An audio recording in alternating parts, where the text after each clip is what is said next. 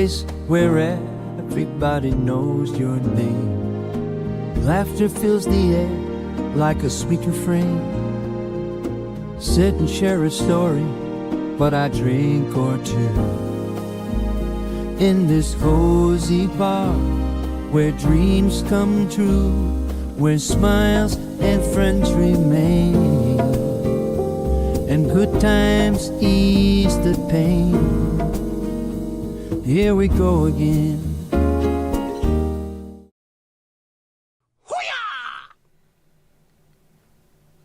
Hello, hello. Can you see me? Can you hear me? Can you let me know? That'd be just swell. How are we all? How are the 6 million people over on Twitch? Starts off with 6 million, you see, and soon calms down. Where are we? I will look into it, and also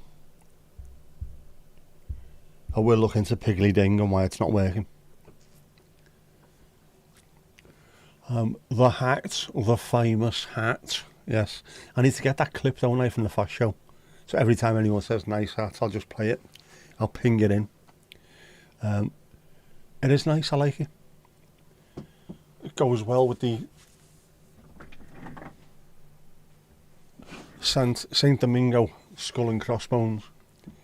I'm sore today. I am sore today. Very sore. Very pained. How are you anyway? How are you in yourself?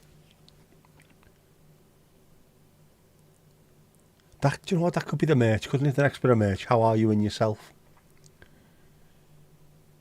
Esther, how you doing? You okay? Oh man.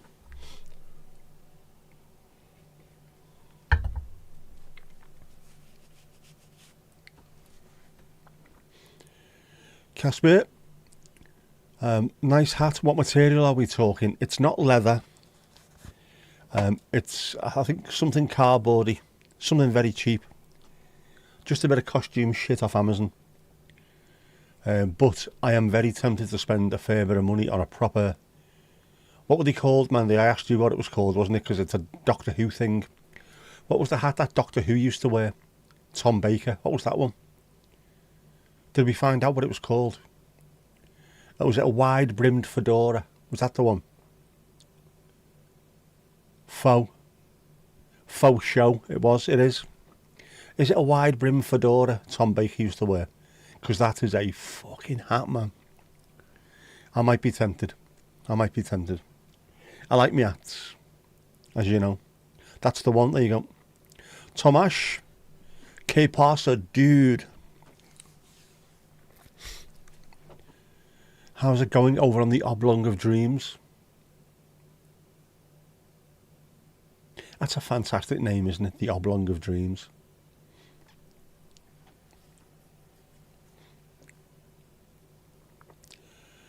Yes, I am sore today. Because it's not good enough just being in pain because of a stroke, is it? Oh, no. What happened was, my wonderful daughter, who I love with all my heart and soul, little twat, I dropped her off in town last night and I was going to pick her up. Otherwise, I'd have been in bed under the covers quite happily, watching a bit of TV, chilling, and I wasn't. And what I did is I had to wander around the bedroom, and I accidentally went over on my ankle. Not much, just like sort of that amount. And I've done it hundreds of times playing five-a-side, and it's not really an issue. I haven't broken anything, I haven't torn any ligaments, it's just a little bit of just one of them.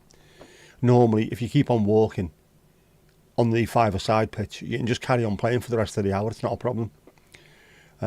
So I did a little bit of wandering around, I put a bit of weight on it, I strapped it as well. But it is sore. Not painful, just a bit sore. But it's on the stroke leg.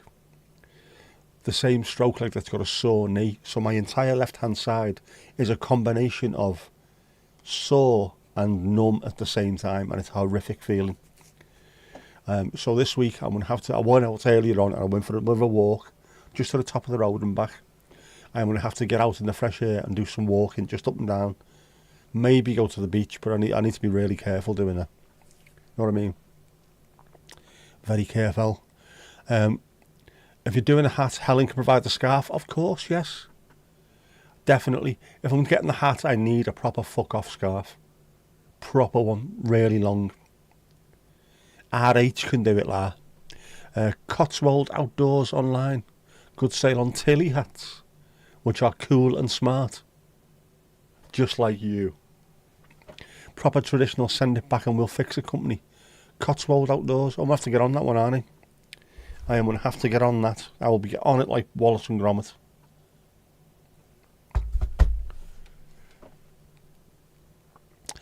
Gentle stretches, definitely.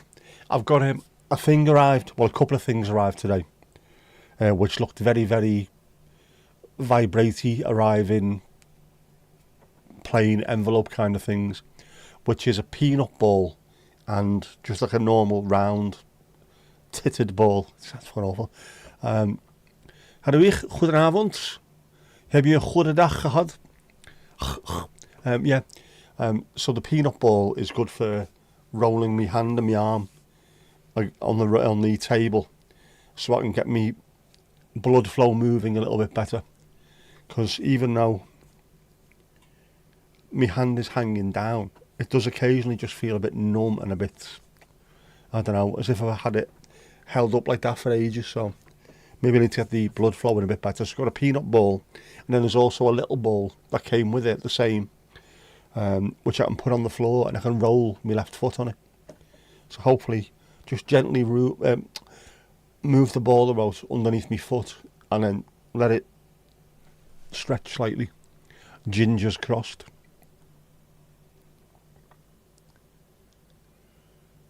Sounds posh. Very posh. I deserve posh.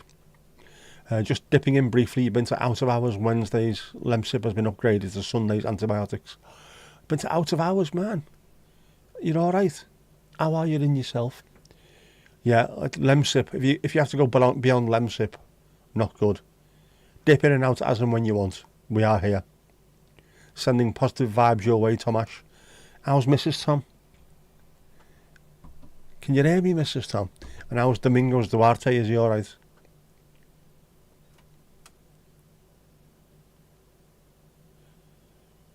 Used to often roll your ankles. It can hurt immensely, even though it's not broken. One of the worst pains I've ever had was playing five-a-side. I put my foot out to stop a ball, and I stopped it. It was a really hard shot, and the power of the ball made my foot turn as I was about to plant it. So my entire weight went down on my ankle, and I was convinced I broke it. Not even close. I damaged some of the ligaments, some of the ligaments, I don't know, some of the muscles and things, the tendons, that was what I was looking for. Some of the tendons around the ankle. A very, very swarthy and handsome Eastern European doctor saw to me. I think his words were, yes, not broken, but I think you fucked your ankle. Okay, mate, nice one. It wasn't fucked out, it was alright. If Steve, where are we? Steve rocks up, asking about the squirrel on the pitch. Was there a squirrel on the pitch? Was it Jimmy Squirrel? Nice one, squirrel. Nice one, son. Nice one, squirrel. Let's have another one. Oi. Hadouki went for a beautiful walk in the forest. The sun was shining despite the cold. This is a lovely time of year to go walking, where it is a little bit chilly, but once you walk, you build up your heat anyway, don't you? And the sun being out, just good for the soul. How about them twaffies? Oh my god, you see the twaffies? They're adorable. Amazing. I said years ago when we were looking at managers, Ken Wright wanted Moyes back, and Mashiri, the absolute knob, said no. And we've ended up with absolutely awful managers until the Moyes sire came back. Wonderful stuff. Catch you all soon. No worries, Tomash. Kirsty, how are you doing? Ali, oh. Are the kittens still in your coat? Adorable, that, isn't it? Absolutely adorable. Little kitties. Lovely birds today. The birds have been very, very noisy, where we are anyway. As though they're sort of waking up from the winter and letting people know, or letting other birds know rather, I am up for it. Wallop, you know what I mean, don't you? So, Sent us a pic from Joy. Hang on a second, lake. Different now, I've suddenly gone, Lake Geordie in that lake. You know what I mean? With my Geordie jeans. Got a pic from Joey. Oh, this is fantastic. Have a look at that.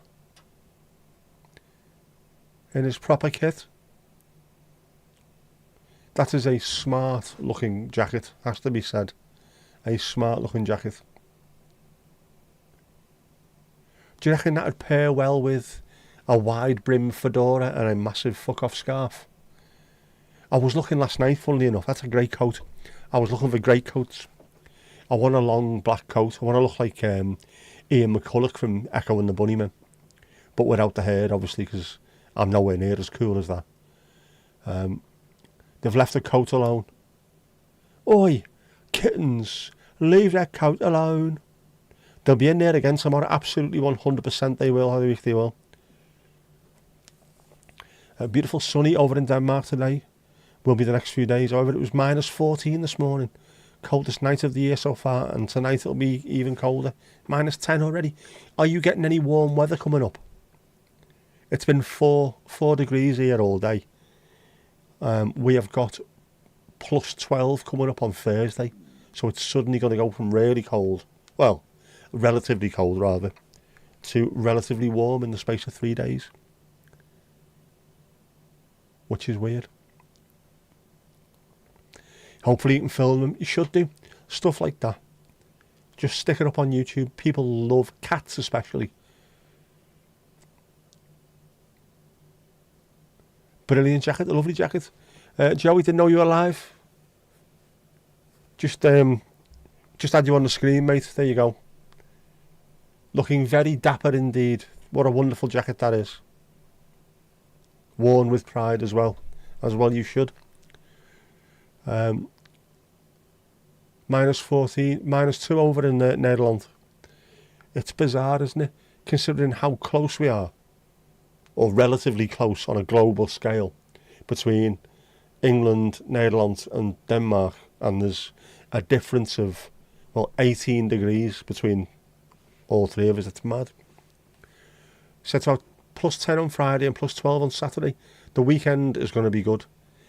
If my knee and ankle hold out, I will get out and I'm going to take a proper camera in the area. Just glad you can still fit into it. That's a good sign, that, mate. It's a good sign, definitely. I'm still fitting in the same clothes I did when I was 14. Bizarre. And I can order off the internet, off reputable places, and they always fit. I am a classic size. Well, we're double XL rather than XL nowadays, but everything seems to fit. Very, very lucky that way. I know, like, women's clothes are awful, aren't they? Depending on where you buy them from, it can be like a size 8, a size 6, a size 4 or a 14, and they all fit. It's just bizarre. Very strange. Jesus, minus 14. Just been watching a video on YouTube there of all the gear. Don't know if you're watching Jack and Ethan. They were in the Arctic Circle, they bought the cheapest stuff off Amazon to see if they could survive in the Arctic Circle. It was like long johns, heated socks, heated gilet, gloves and all this stuff. And it was really cheap shit. And they were minus 29, which is colder than the UK has ever been. Our record is Scotland, and it was minus 28 or minus 27 point something anyway, which is still stupidly cold. I think minus 16 was the coldest we had here. Minus 20 odd in Enschede. But it wasn't cold, if you know what I mean. There's no moisture, so it was just a bit cold. Bizarre. What was your service in Iraq? What was your speciality? Hands up, Ali out, nobody's. You were in 20 years total. Iraq was 2011 for 5 months. Man, that takes some doing that. I could not do that. Iraq, Afghanistan, anywhere like that, not a chance. Shouldn't be wearing women's clothes then. but they suit me so much. It's not a dress, it's a muumuu, or whatever it's called. Even in the same country, in the north it was freezing and snow, but in the south it was a few degrees warmer. Yeah, the UK is only small, but if you have a look at the difference in temperature between northern Scotland and Cornwall, and then have a look at what time the sun rises and sets compared to each other, it is insane. Very, very strange. So imagine what it's like in really, really big countries. I at least know bra. You're looking at my bra, like, you know. I don't need one at the moment. Although I am wearing a vest. A genuine vest. I invested in vests. And I'm wearing thermal socks. And I didn't leave the house, apart from to go for a small walk a bit earlier. I got myself really settled to go out, and then sat on the sofa, drank me a cup of tea and thought, nah, sod this, I'm too sore. -14 is crazy. Going to be -17 tomorrow. And the humidity is unusually low. 53 at noon today. It's spring soon now. It is spring soon. Genuinely. We're almost there. Yet we salute you. Longest way up, shortest way down. Does a kilt count? Of course. Counts as a kilt. I still haven't found one I can wear though.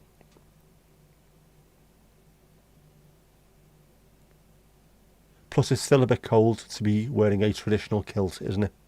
You know what I mean?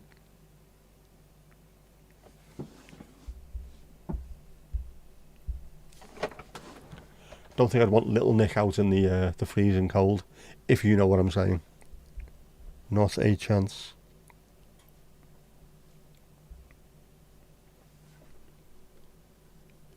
You got a bit of snow over there as well. I've seen some of the news has been on.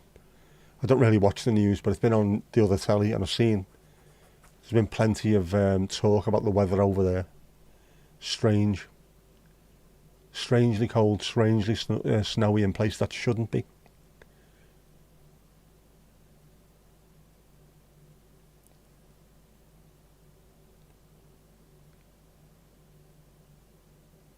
"30 miles between me and Mandy, there is. It's across the water, so you can't really walk it or you'll drown. You'll text saying great sky. He'll reply, sky full of clouds. It is. Literally, just 30 miles across the Irish Sea. And Mandy will have incredible skies, and we will just have cloud everywhere. And then underneath it, in the distance, you see a slight sliver of like red or orange or something. It's bizarre. It is just down the road. Fucking of a trip to try and drive, like. Although not quite as bad as Blackpool. If you've seen any of the videos, I can actually point the camera when we're on the beach or in the Doggers car park. You can see Blackpool over the way. Just dead easy. There used to be a hovercraft that went from Southport to Blackpool. It took about 10 minutes to get there. If you wanted to drive there, it takes about an hour and a half. It is bizarre. Got to go all the way up to Preston, over the Ribble, and then all the way back round towards Blackpool. Cray, and not in a good way. And then I've been watching more videos. Oh, man. Morecambe Bay. Henry Turner was round Morecambe Bay. He lives round there with a telephoto zoom lens, super telly. And it looked incredible again. Oh, so gutted. And then someone else is driving round the Peak District, which is not far away at all. About an hour and 20 minutes to get to the Peak District. And it looks stunning. Loads of little stone cottages. Proper walks, if you can walk, which I can't. Proper walks, amazing.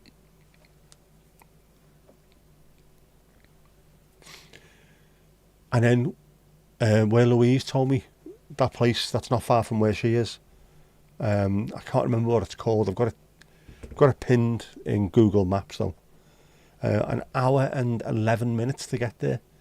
I've looked on the map before and thought that's going to take about 2.5, 3 hours to get there. Not a chance. It's fucking not. It's just over the road.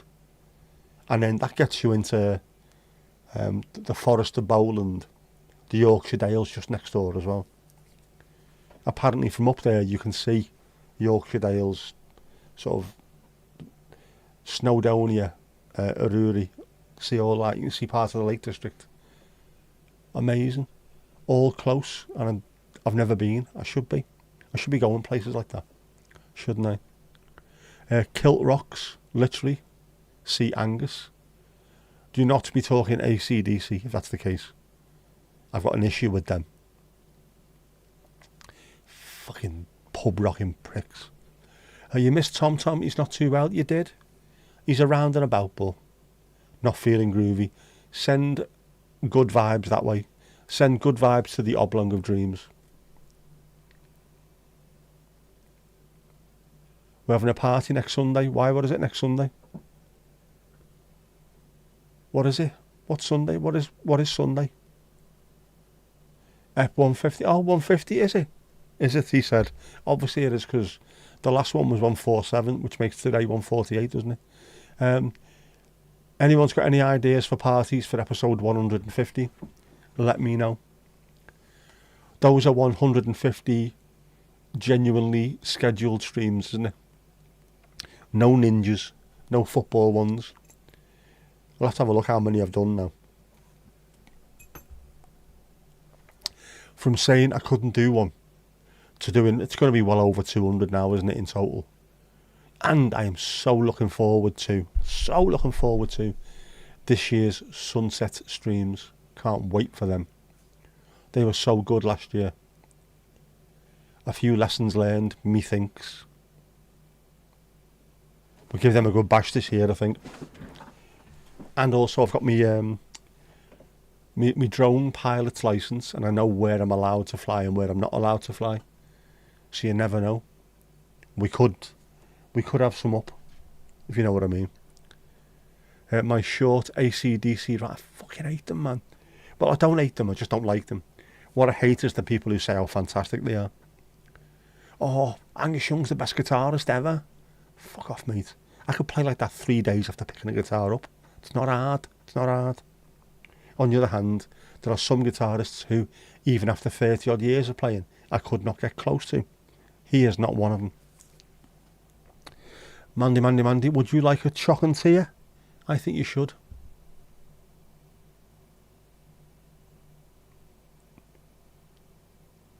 There he is, the man, the myth, the legend. Well, the bear, the myth, the legend. Horace. Some people call him Horace. Woo. Everyone shout the orders. Orders which must be obeyed. Where's my other stuff? I've got other stuff, right, on the stream deck, and it's literally in a folder called other stuff, and then I'm wondering where's my other stuff. It's not going to be my other stuff, isn't it? Johnny Marr is the best, of course. Oh, not sure about that, but he is definitely one of my favourites, if nothing else. An amazing guitarist. Everton are above United. We are. Now the Moyes sire has come in. Absolutely incredible. Steve-O, what about the squirrel on the pitch? Thomas asked me to ask you. I never seen it. Were the squirrels on the pitch? Was it nuts? Hello to our Steve. Also our Helen, the Norfolk correspondent, doing remarkable work in the field. And Ruby. Yeah, 30 points we're on now, aren't we? Which means we're pretty much safe. But you still got to go for every point. Because what do points make? Potato. No, lots of money. Loads of money. A bucket of tea. First thing you go is a bucket of tea. Get yourself a bucket of tea. You haven't seen it yet. I haven't watched any. I watched a little bit of Match of the Day last night, but I was out driving. Because my lunatic daughter... Did I tell you the rest of the story? I didn't, did I? Apart from doing my ankle. I picked it up from an Indian restaurant where she'd been having a meal with her mum and her mum's boyfriend. Took her back home. Came home for all of 25 minutes and had to leave. Pick her up, pick her mates up. Drop them in town. Come home and wait for the phone call. And at 4 o'clock in the morning, I got a text. Hiya, Dad. Sorry, I'm getting a lift home. One of the girls' boyfriends that they were with was driving. So he was giving them all a lift home. So I could have been asleep, but I wasn't. I was just lying on the bed in pain. My lovely daughter. No bed. But at least you got home safe. While you're at it, anybody wants something put on a tray hauled by Horace? If you've got anything that you need putting on a tray hauled by Horace, or even pushed by Horace, let me know, including like things like merch. But don't make anything green, otherwise this happens.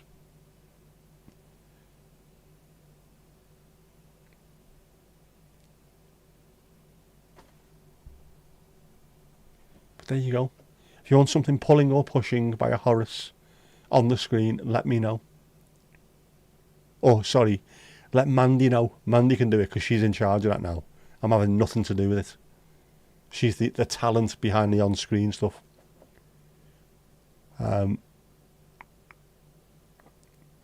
Checked the temperature outside, it's down to 11.1, minus 11.1. Man, Casper, stay warm, man, stay warm. Yeah, Uncle sent you a pic the other day of his inside front door handle that was completely covered in ice. At minus 27 around Christmas time. Indoors covered in ice. Jeez, man. That's when you know it's proper cold outside. Baby, it's cold outside. And you want a beer? No problem. What's going on with Mr. Henderson? What is happening with him? I seen one of his latest press conferences and he was going a bit sick at the journalists. Doesn't seem to be happy, does he?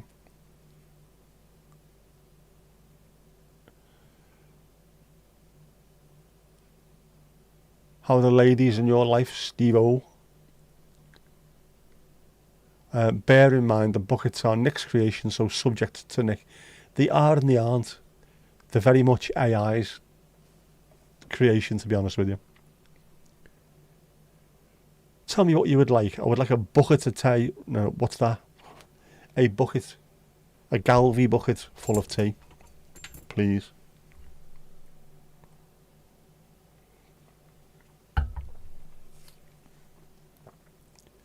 Everyone is suffering from the wind. Heavy Sunday lunch. I hate that word, by the way. Lunch. Ooh.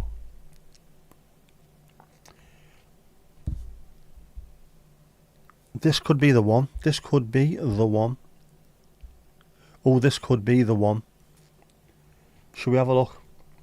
This could be the hat. This could be the hat. Does that look a bit Tom Bakerish? I think it does. I'll have to work out what size me heed is though. I might get that. Cotswold Outdoor. There you go. Cotswold Outdoor. Get on us. Get on us.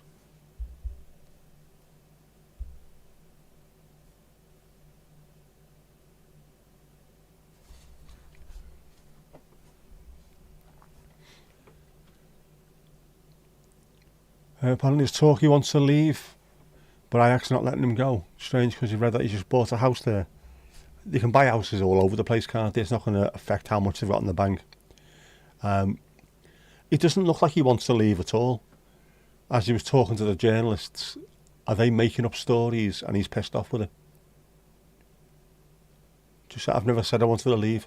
Where's it coming from? You're making this stuff up. That kind of thing. Very odd. Never holding a fart, that's where the shite ideas come from. There you go. Hat looks Canadian. It does a bit, doesn't it? It looks a bit mounty. Looks like something you'd lead red rum out in. Good Southport lad, red rum. Looks more like the Ranger in Jellystone Park. What was he called? Was it Ranger Smith? Was that his name? Doesn't it a bit? I reckon I could carry that off though. I'll have a look. That's a good site though, it looks by. Thank you to Tom Ash, who sent me that on Blue Sky. It was a Blue Sky idea. Good thinking.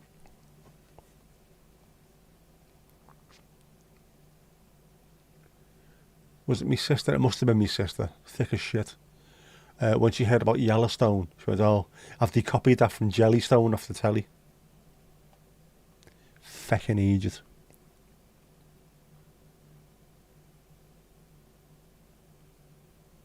She's the one who thought that an octopus has 8 testicles. Bollocks, that. She never laughed. How's everyone's weekend been going? Let us know. Mine has been tiring and painful and frustrating, which is not good. Not a good combo, is it? Especially when tomorrow's Monday. Fucking hell, man.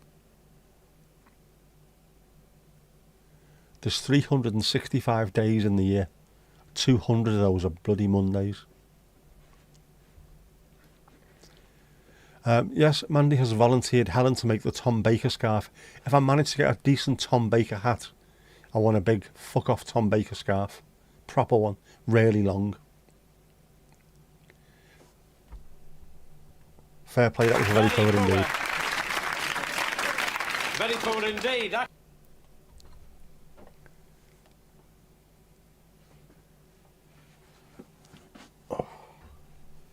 I haven't got my normal slippers on either, because they don't fit in with me strap on. Oh, got my strap on.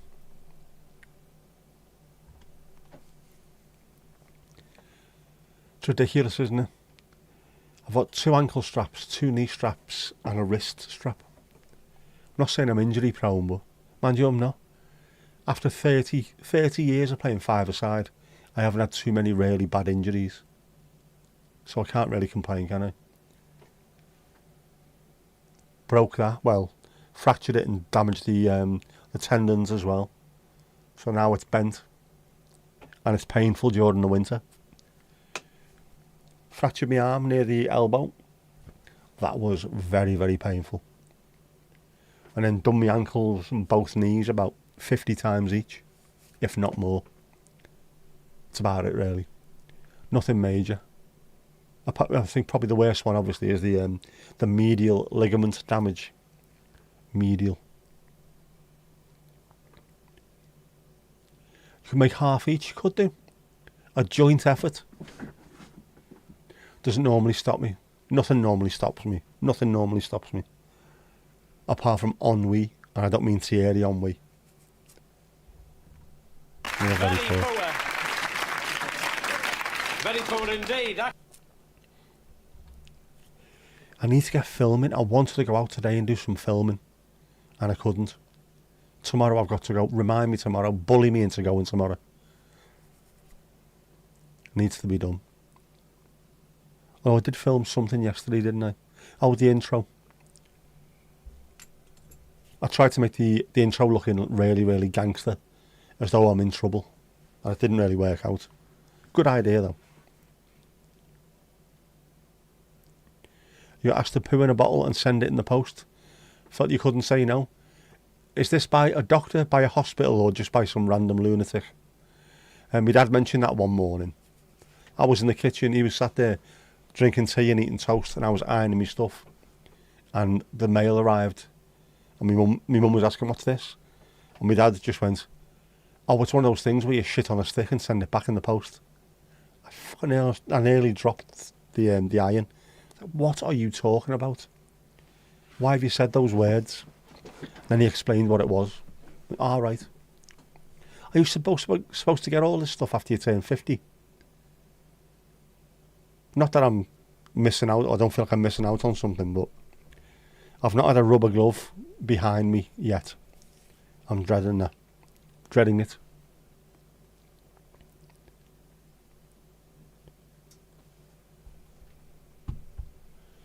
Because the family things that have happened have finally passed. Brilliant. Get back to being sound, OnlyFans. Good money to be made with stuff like that. Good money. Good money. You're sending it to Northern Ireland. There's enough shit over there already, isn't there? With that Jaggy Lewis one. Where's she? Where's J-Lo? Sure, if they've not got their own shit to deal with.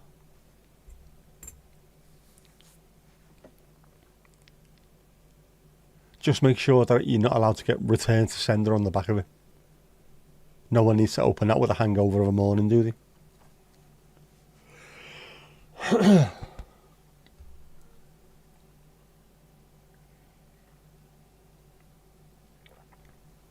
I'm worth it. That's a good cup of tea. That. Prostate thing is a blood test now, you thought. Have I timed it perfectly that I don't get... yeah. I don't get felt up by the doctor. Who was it who was talking about that? Was it Greg Davis?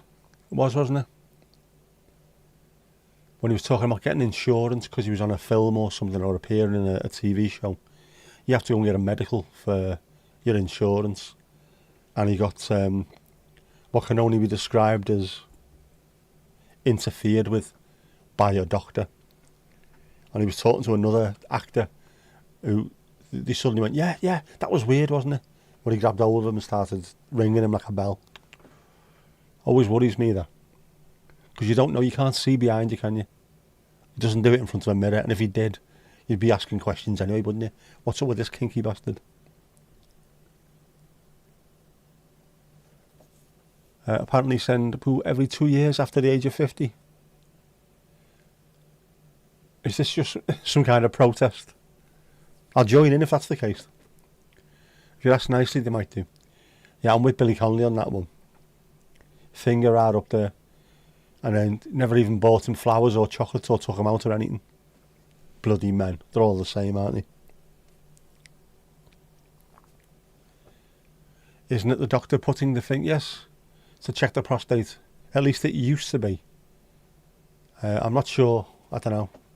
Again, Billy Connolly, it's not the best going in, but it doesn't feel too bad coming out. No, I don't want that. I don't want that. Donald, how you doing, bud? How's things clinging to the edge of Europe? Are we doing all right over there? Sideways rain still coming in. Plus 36 degrees when the rest of the country's minus 20.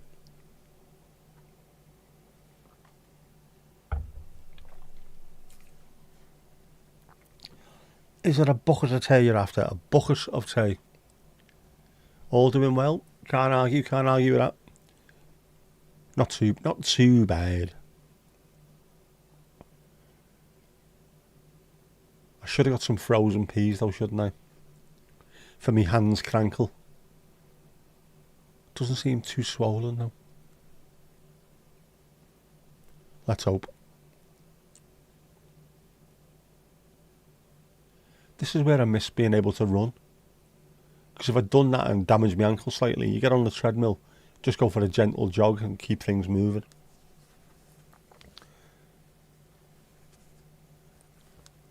Stops it seizing up.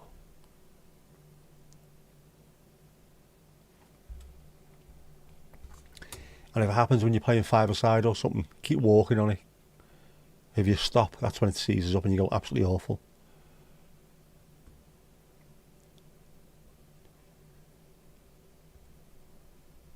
What have I done to my hand? That hand. I think I've done both wrists as well, playing football. When it's your turn to go in goal. Just do that to stop a ball and that whole hand goes back. Didn't mean that to look like a Musk kind of thing, but you know what I mean? Hand flicks back. Very, very painful. Everything's sideways at the moment. Bloody hell, mate. Not good. But the price you have to pay for living in paradise. Place looks absolutely amazing. A bucket, definitely. Molly's bouncing off the walls. A bucket of tea you shall have. There you go. Ooh, a bit of Soundgarden. Oh no, it isn't, is it? I thought it was Soundgarden. Oh no, it's Springmore New Girls. That looks like a Soundgarden album cover. Petty. I like Soundgarden.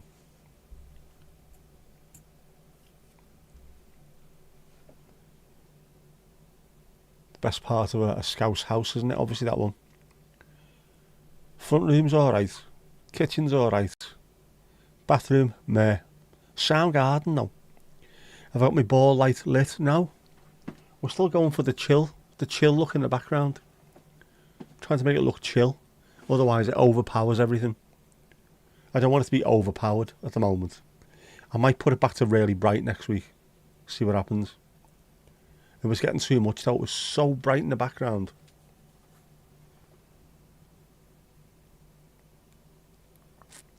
Light your ball up. And all the other ones, everything else, well no actually. The Christmas tree, I can't calm that down, but it's only fairly light anyway. Fairly light, fairly unbright. Everything else I can control how much light comes out. That thing no, it's just solid. I like the ball light. It is lovely, but it's very bright. Should we try it in? Should we try it in? Oh, shite.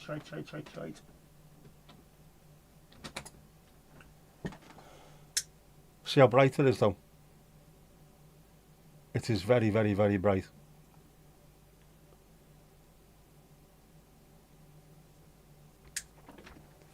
It's too bright, man. It's too bright.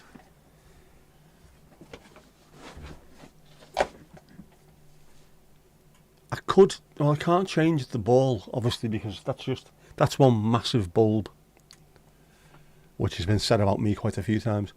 I could put a different bulb in there and have it lighter, or sorry, lower, dimmer. That's it, dimmer. But it wouldn't look the same. Throw a scarf over it.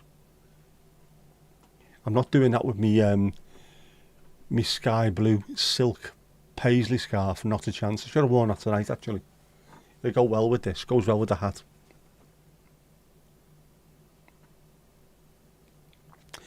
Chris Cornell was a brilliant singer. He was absolutely superb. Love his voice. Another one taken far too soon from us. What book are you on? You're on book 12. Is that 12 of 12, if I remember rightly? Book 12. What's the next series you're going on to after you finish this one? Do you have a plan? Is there a plan in place? What's your plan, Jackie Chan?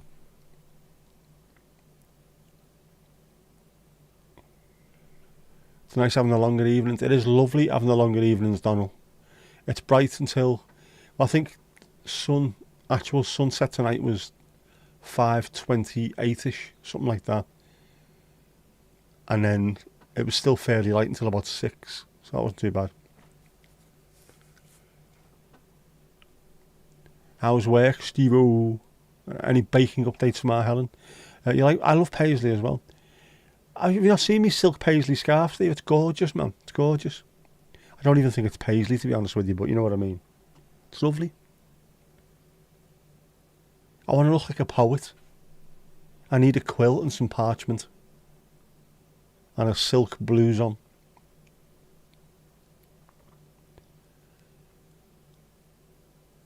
Been too cold to work yet. Stay away from it if it's too cold. Don't be getting yourself out there. Don't need to be picking up any diseases, do you, or illnesses. What book, Mandy? What book? What book are you on? Sunset exactly at 5:30 p.m. today. It's getting closer. It's getting closer and closer. And of course, March is it when the clocks go forward. All of a sudden, it'll be light until ridiculous. We'll have long, long days. Bright till near 6:30. It's lovely, isn't it? That's just good for soul, I think. Good for soul. Wearing it as a cravat, that's worrying. It looks nice. That's what we do. Wait till I team it with a long black coat. I did see one online. It was a Benedict Cumberbatch one, which looked lovely, but a bit exy like, innit? Need to find the cheap shit. The ones that all the students used to wear. The ones that were only a tenner each, but now, because bands used to wear them, they're cool, so we'll charge 400 quid for them. Bellends. On the last of the Camden ones. What's your next ones then? Have you got anything lined up? Make sure you've got stuff lined up. Because if you don't, you'll be disappointed. And if you've got nothing lined up, I'll just make another Mankman tune and force you to make another video. There you go. You'd have slow cooked lamb shanks followed 2 hours later by mini hot cross bun bread and butter pudding. Mini hot cross bun bread and butter pudding. That sounds exquisite. Wow. I am only a little bit jealous. Just a little bit jealous. Bastard. I've had nothing like that. Oh, man. In December it was sunset at 3:30 and sunrise at 9. Now it's up at 7:45 and sets from tomorrow after 5:30. Yeah, it's surprising. I have to take my daughter to work every morning. The earliest she's in work is for 7:45 or 8 or 8:30. So it's always fairly early. And it was dark. It was like night time not too long ago. Now it's like daytime. The difference is night and day, literally.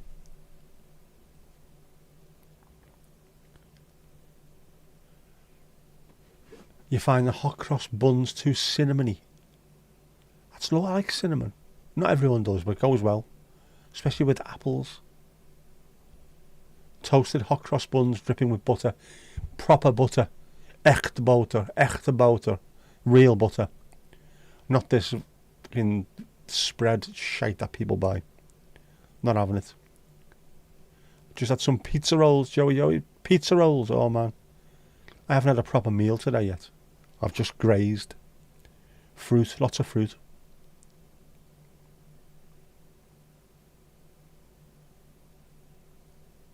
Don't like it either, do you? No, well, it's not to everyone's taste. Spices, herbs and whatever are not to everyone's taste, are they? Some people love them, some people hate them. But when you find what you like, stick with it. Cinnamon's good in porridge. If you like cinnamon, obviously. And if you don't.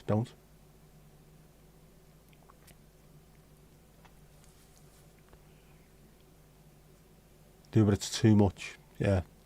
Some stuff can be overpowering. Don't remember now, you want to say like combination flavour but didn't look. As long as it tasted alright, that's the only thing that matters really, isn't it? When you had cheese and ham toasty on half a baguette. That sounds nice. Spread shite, it is. Horrible stuff. What is a hot cross bun? It's a very Eastery kind of thing, isn't it? A savoury bun that you can toast, like a tea cake, but it's got a cross on the top of it, because it's for Jeezy Creasy. They're very, very nice. They've got currants in them.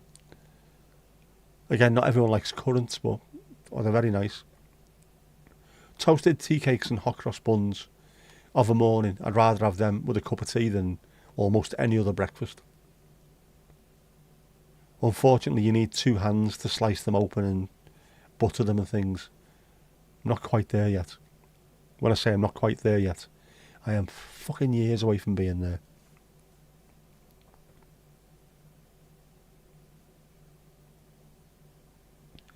Yep, pizza, yep, roll, yep, eat, yep, get it in, get it down you. Thought porridge was the food of the poor. It is, it's also the food of the unhealthy. It's really good for you. It's something that I was told to eat while I was in hospital, when I went in hospital, because it's really good. And I quite like eating it. I ain't going. But it's a bit of a pain in the arse to make, so if it's only for me as well. And it's horrible when I'm sat there eating that and they're eating bacon butties and things, you know what I mean? Anyway, hot cross buns. This is a hot cross bun. A spiced bun usually containing small pieces of raisin marked with a cross on the top. A very, very traditional Easter meal. You toast them, slather them in butter. Jess is trying to call me. Is she stupid? I'm going to text her back. You half-wit.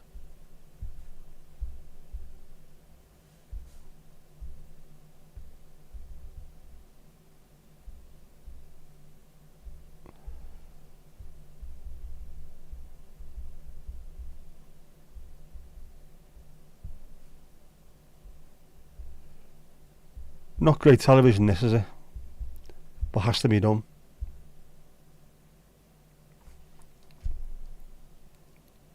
And if you don't believe me, there you go. Streaming, you tit. Has to be told. Has to be told. Love porridge on a cold morning with a squeeze of golden syrup. Again, porridge is really good for being something you can throw things into as well. Blueberries, raspberries, golden syrup, cinnamon, whatever tickles your pickle. Banana, if you like that kind of thing. Really good. Blueberries is my favourite. Raspberries is amazing though. And on a cold morning, it fills you up, it warms you up, and it keeps you going all day. I need a slicer. Is that a knife, Mandy? When your parents got divorced, you ate a lot of porridge all of a sudden. Yeah. Old poor people used to eat it in the morning, noon and night. Also the health conscious. It's really good for you. Oats is really good for you. Good for your health. Not just filling, but actually good for you.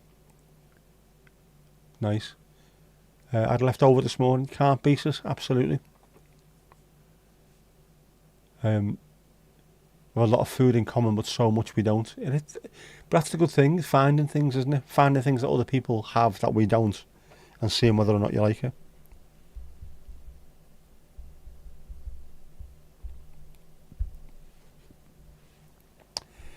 The child has been told. The child has apologised.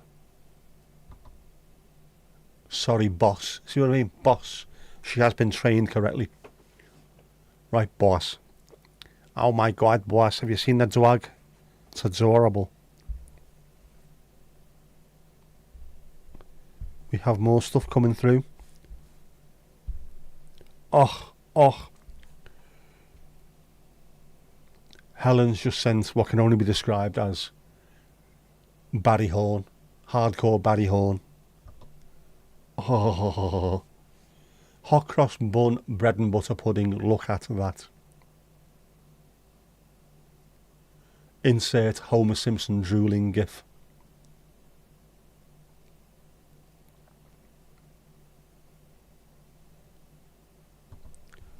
Want. Who's coming to Hastings in 2066 for the 1000th anniversary of the Battle of Hastings? Be there or be square. Will I don't even think I'll still be alive at that point, would I?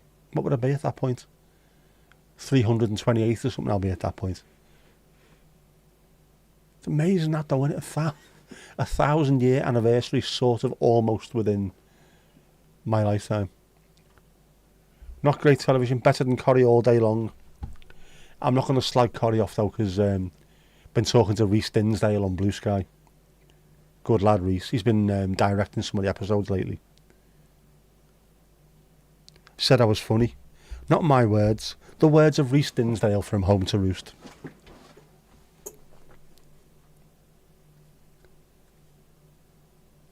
Doof, bonjour, how do you do? How you doing, bud?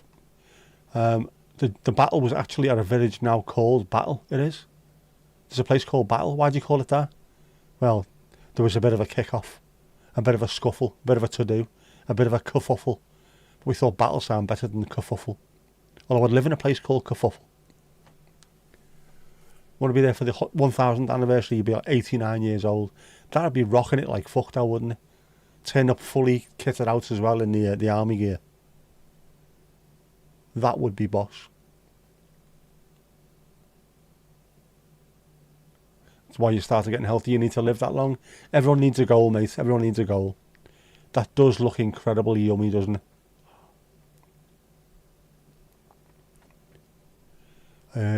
Your grandmother would make two types of porridge for her dinner sometimes, and one was the classic oats. The other is a classic Danish. So a Danish classic made of rye bread and a sweet malty low alcohol beer. Sign me up for that. Usually with whipped cream on top. That's the kind of sentence that goes with most things, that, doesn't it? Where have you been? In a back alley in Soho. Usually with whipped cream on top. That'll do for me. Sign me up. I like that. I need to find more stuff because I'm struggling to find things I enjoy eating. I've said this before, haven't I? The pastrami and Emmental sandwiches from Tesco were quite nice. I had a lasagna last week. That was nice. But I can't eat too much too often. Otherwise, sick of it. Fruit has been fantastic lately. I've been getting as much of that down me as I can. Oh, Doof, you level up to level 2. It's going up, it's going up, it's going up, it's going up, it's going up, it's there. It's there.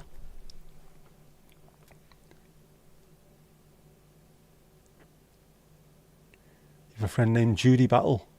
She was not on the service despite her service-like name. No, nominative determinism then. Can you imagine being called Sergeant Battle? That'd be a great name now, wouldn't it? Got some lavender cake, Murray sherbet and some Lunar Circus, was that? He's going to cook a dish called pache pasta. But as the song goes, because you got high. Ah, right. Never heard of that. I do like a bit of pasta. I don't eat enough of it though. I should have more. I had some last... No, I didn't. I'm lying. Completely lying. Although it might have been, I don't know. Was it rice or was it risotto or something? I don't know. Or what's the other stuff that fucking... The mad pasta shite. Can't remember. I can't remember, but it was alright.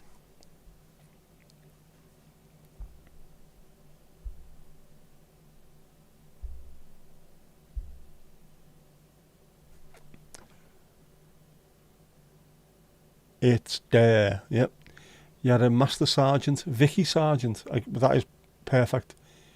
Get to the point where you're not allowed to be promoted or demoted from there. Alright. Mandy sent me a picture of what that is. The slicer. So it's that. You put your bread or your stuff in there and then knife through the little slots. That's not a bad idea. Oh, hang on, what's happening there? Get rid.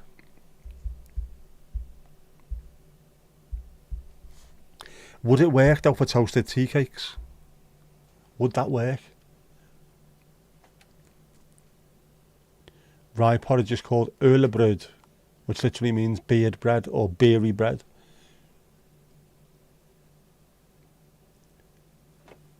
Lots of good breads made with beer, isn't there? Funniest to see was when calling roll call was a Captain Morgan. Would he rumman? Would he eat rumman? Healthier than white rye bread is well healthier than white bread. I don't get it. I mean, nobody in this house likes white bread. Everyone likes brown or rye or something. So what did he always buy? Fucking white bread. Mad. And yet when I go and buy myself some nice, decent bread, it just lasts about 2 minutes. Not that I eat much of it anyway. Google pache pasta right now. Let's have a look then. Pache pasta. If I like lasagna, you will like that.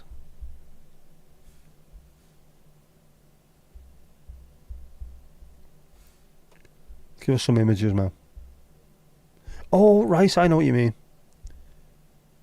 Pacheri pasta with sausage. Oh my god. It's got sausage. Isn't that adorable? I have had something like that. I can't think where. Might have been in a restaurant near work. Your buddy Dan Cutlip was enlisted and went officer. He was Lieutenant Dan. Fantastic stuff. Jackie Lewis. Alright, J-Lo, how are you?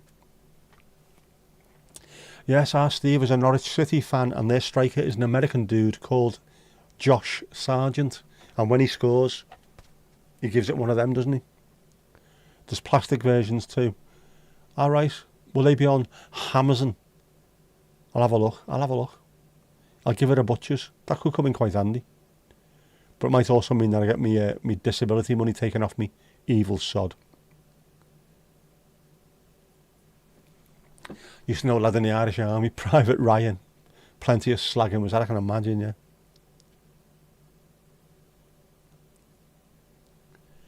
In Worcester, we have a shop called Peter Cook's Bread. And guess what? He sells bread. There you go. Nominative determinism. You are what you are born to be. Like granary bread, I do as well, actually.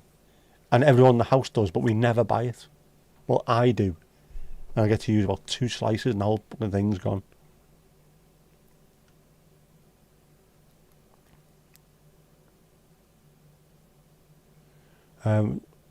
Jackie's in bits. The painter didn't shower. All right, we need to know a little bit more about that. Why didn't he shower? Why did he need to shower in the first place? What was he covered in? Tell me more, tell me more. Did you put up a fight? The painter didn't show. Is that what you meant to say? You had to roll up the sleeves. Not the first time you've done that, Jackie Lewis. Bastard dead. Show me the Monet. Oh, Jeff's gone up market, has he? Show your ball bag. No. We were talking about kilts earlier. It's too cold to show your ball bag.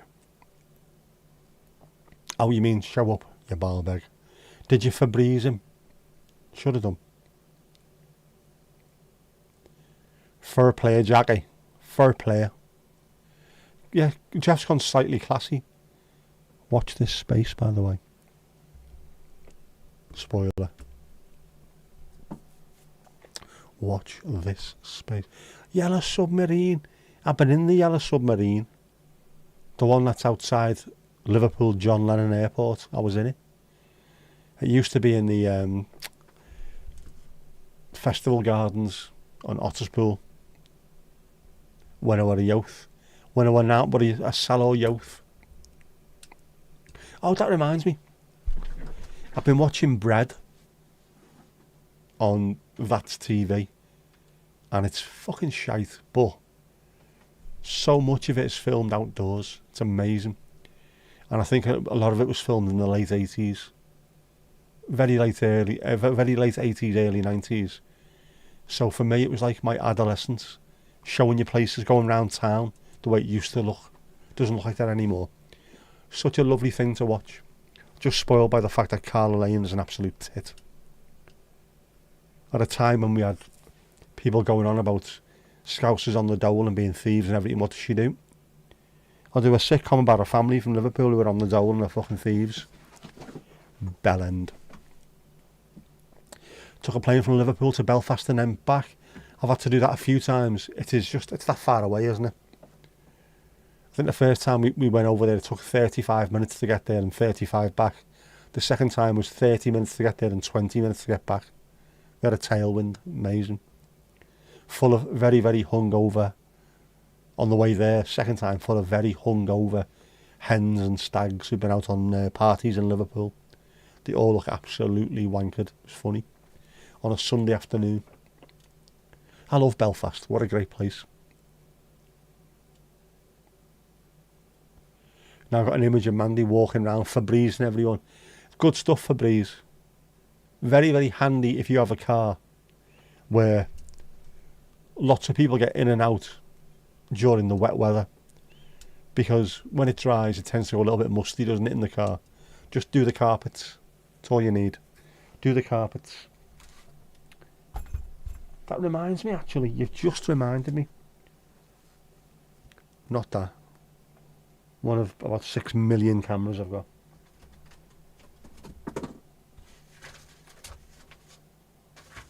Where have I put them?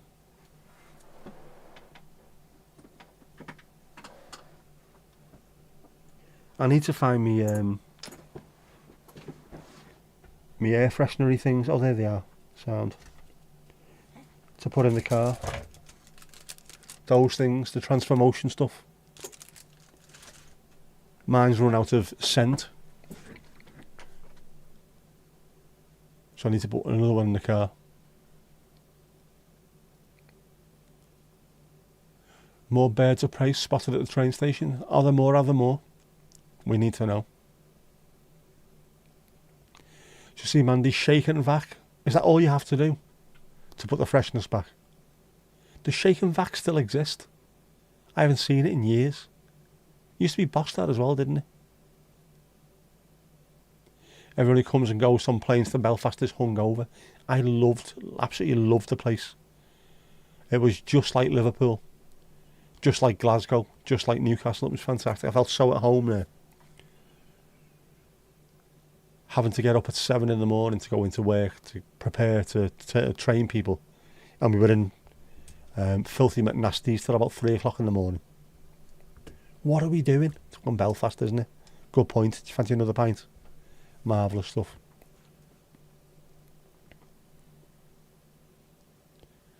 Jackie Lurch, you took a queer notion to watch Dancing on the Street before you came on. Is that the song Dancing in the Street, Bowie and Jagger, or just watching people in the streets over there? Very 80s, man, dear. Thought all criminal documentaries end up in Liverpool. That's not actually a fact, that, dude. Not a fact, mate. We're no worse than anywhere else. In fact, we're a lot better off than some places. It's quite funny, actually. Hearing away fans come to Goodison and Anfield and what have you, you'll never get a job. And it's people who come from places where the unemployment rate is twice what it is in Liverpool. Feed the Scousers, and they've got like 400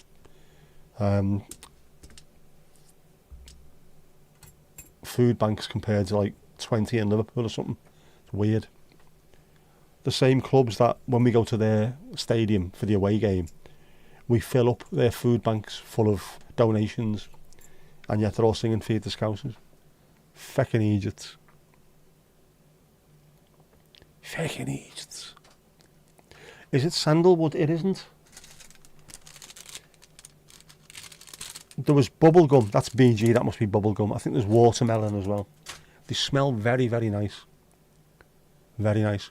Good lads as well, Transformotion. Really good lads.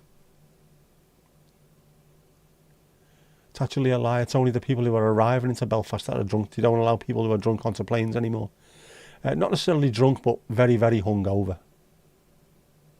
Mind you, I never used to get hungover at all. Not even when I was drinking heavily. Never.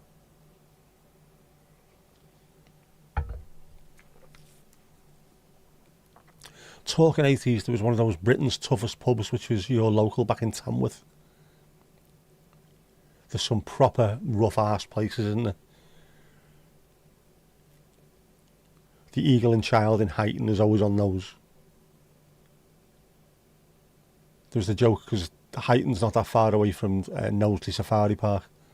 They always used to say there was a lion escaped from Knowsley Safari Park and was found battered to death in the Eagle and Child.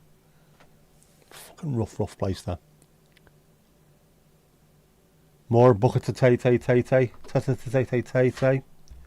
on the other stuff, isn't it? There you go. A bit more bucket of tay. Tay.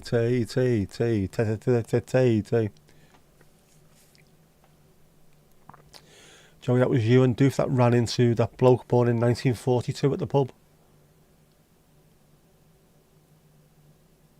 There used to be loads of them, you know. When I was growing up, loads of people that were in the war and stuff, or was born around them, that would tell you about it. My nan and granddad always told me about stuff. We were getting evacuated to North Wales. Bombs going off constantly. Fucking horrible, aren't they? He's still around as well. Not like those places, it's classier. Right.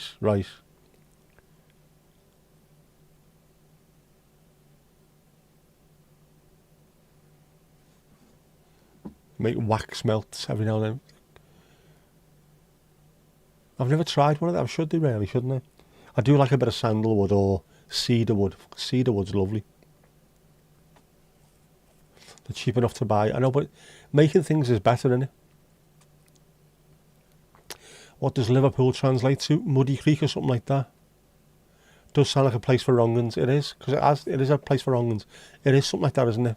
Muddy Creek. In the same way that Dub Lynn.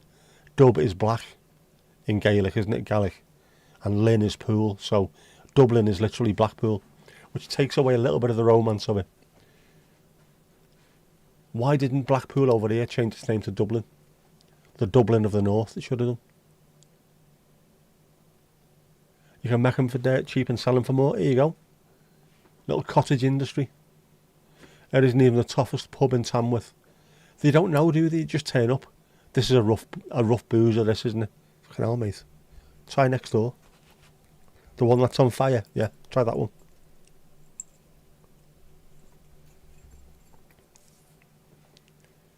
Yeah, 80-somethings telling World War II stories. I used to love talking, and back in the day when people could talk to other people, when you're on a bus, rather than sitting there doing that, playing music, talk to people. Although they wouldn't really tell you much about World War II, the people that were involved in it anyway. My nan and granddad did because they were only kids, they never actually fought, but the fellas that were there You could tell by the eyes they've seen some fucking horrible stuff, man. What was the war like? I think the only thing I normally used to get out of them was, you don't want to go through it, mate. And when they tell you that, and you look at them and think, you know, I believe every word you're saying here. I don't want to go through that. Definitely not. An absolutely different generation, them lot. Completely different generation. And of course now wars are fought with PlayStation controllers, aren't they? Not them lads. You know, man. Fair play to them, fair play. We owe them our freedom. Yeah, they're all gone or near 100 years old. Unfortunately, time does march on, and hopefully we've got enough interviews with people over the years. There's a few good documentaries I've seen about, like Spitfire and the Lancaster and things. We get the Al boys telling you exactly what it was like. Amazing. They've started to show Ludwig on TV, so you've recommended it to your mum. It's quite highly recommended, that, isn't it? Bit of David Mitchell. Kirsty was here. She's probably cat wrangling, emptying the cat summer coat. She's around though. Steve, you know, a few old boys from the war. The Norfolk Regiment was caught in Singapore during World War II, so none of them like the Japanese. Japanese did have a reputation of being truly evil to prisoners, didn't they? I can imagine that one. I know we moved to Enschede in 1982, which is a mile away from the German border. So a lot of the people that were there, like the older teachers, the headmaster, some people's grandparents, they were involved in the war and involved in looking out of the front windows and seeing the Germans just marching through. So, of course, this forgive and forget thing doesn't exist in Enschede. They call them Scheitmoff because they hate them. Fucking hate them. Oh, hang on, where we are. Where we are. Some more pics. Courtesy of Donald. This is stunning, man. Look at that. How beautiful is that? How beautiful. And that, man, look at that.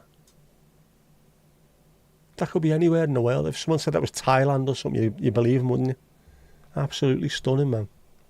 Very pretty. Cheers, Donald. Cheers, Ali.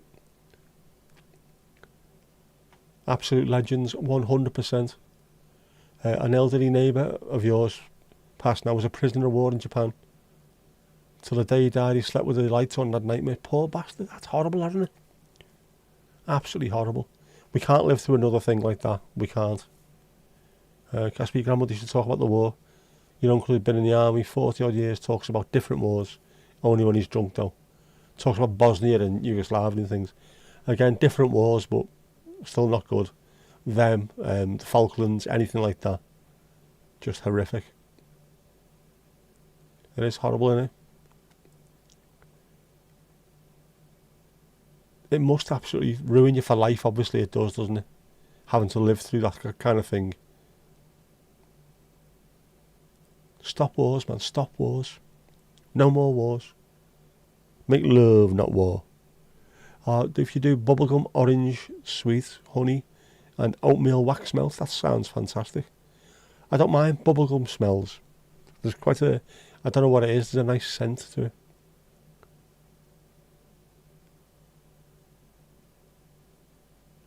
One crazy thing the Japanese had was United 713, an evil thing. Don't know too much about that, to be honest. I'm going to have to look into some of this, isn't it? Denmark's oldest man is 115, so he would have been in school when World War One broke out. World War One? Look at mad that, innit? Going through two wars.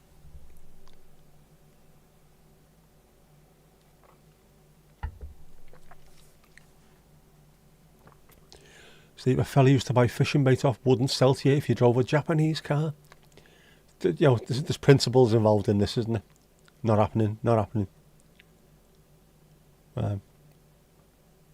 Grandad worked in the shipyard during the war, Jackie. They must have been busy. All those shipyards all over the UK, Ireland, must have been absolutely heaving. I know Laird's were in Birkenhead. Glasgow must have been off the scale as well. It's amazing how a country as small as we are, or a collection of countries as small as we are, could do as much as we did with as little as we had. Absolutely insane. Loch Ness is not the biggest freshwater body of freshwater in the UK. Am I right or wrong with that one?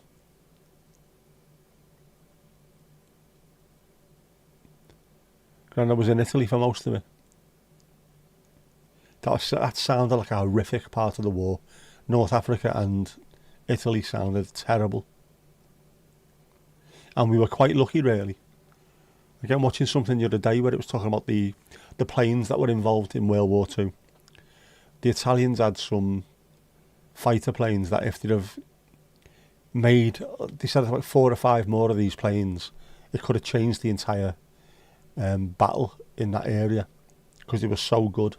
And the ones that they stole off them, or captured rather, some American pilots got to fly some of these things and just said, these are the best planes we've ever flown. If they had more of these, we'd be knackered. So it's just, some things turn out quite well for you.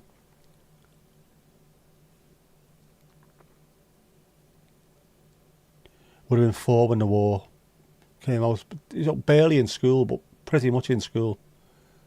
That's the Atlantic. That's the same Atlantic that looks shitey brown in places and looks see-through in Cuba. That was amazing. Same body of water, and it was red hot, and you couldn't barely see it until you stood in it. Which side was he on? Oh.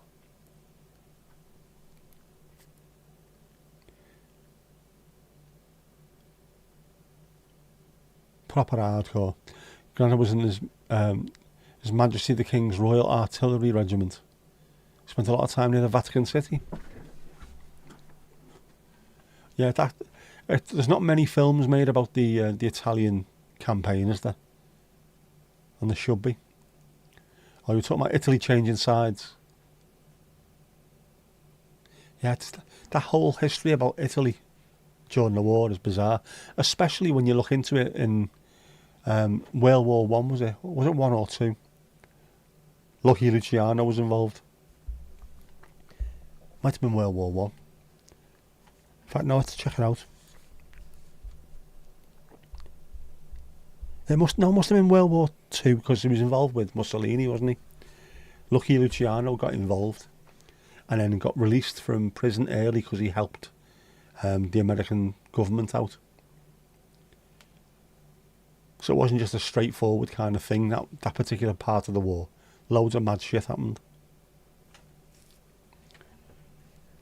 How did you manage to win the war in Italy? The fucking mafia got involved. Crazy. I love me mafia stuff as well, but that was a bit odd when I read about that. Why was he involved? And it was the other mafia fella that was involved. Genovese. Might have been Genovese that was involved. He was another one that was close to, I think it might have been close to Mussolini, and then he fell out. And then Mussolini shit himself. Because it's not bad enough having the allies on your tail. Having a few wise guys checking you down as well. Not good. Rossi. There's loads, wasn't there? Loads of them. I think it might have been Vito Genovese though. Was it Vito? I listened to the audio book recently. I'm currently listening to a 65-hour audio book though, so I'm slightly confused. Oh, speaking of which, that was one of the things I was listening to in there. Anyone heard of Dr. Schneeberger? I'd never heard of him before, but it blew my tiny mind. There was an assault against a young girl, an assault that wasn't consensual, and DNA was found, and he volunteered for a DNA test. Take it there, go on, sorted. Three tests he took, and each time he come back not connected. Then he got accused of another one against his stepdaughter, and because it wasn't voluntary, they took a swab in the mouth, they took a follicle of the hair, they took it from the right arm, and it was found out that the DNA did match, because this lunatic of a doctor had implanted a fake vein in his own arm and filled it with someone else's blood, so that when he took it, the blood didn't match DNA.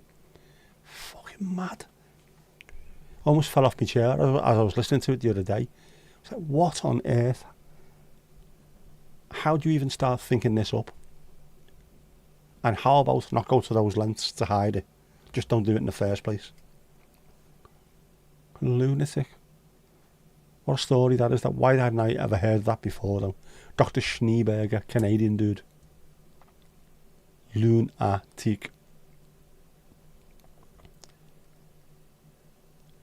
You don't have the strength to lift a cup. Jack, why haven't you got the strength to lift a cup? What have you been up to with the painters? Come on. Why did he need to shower? Why haven't you got the strength left? Go for the traditional British drink, a cup of tea. Can't beat a good cup of tea.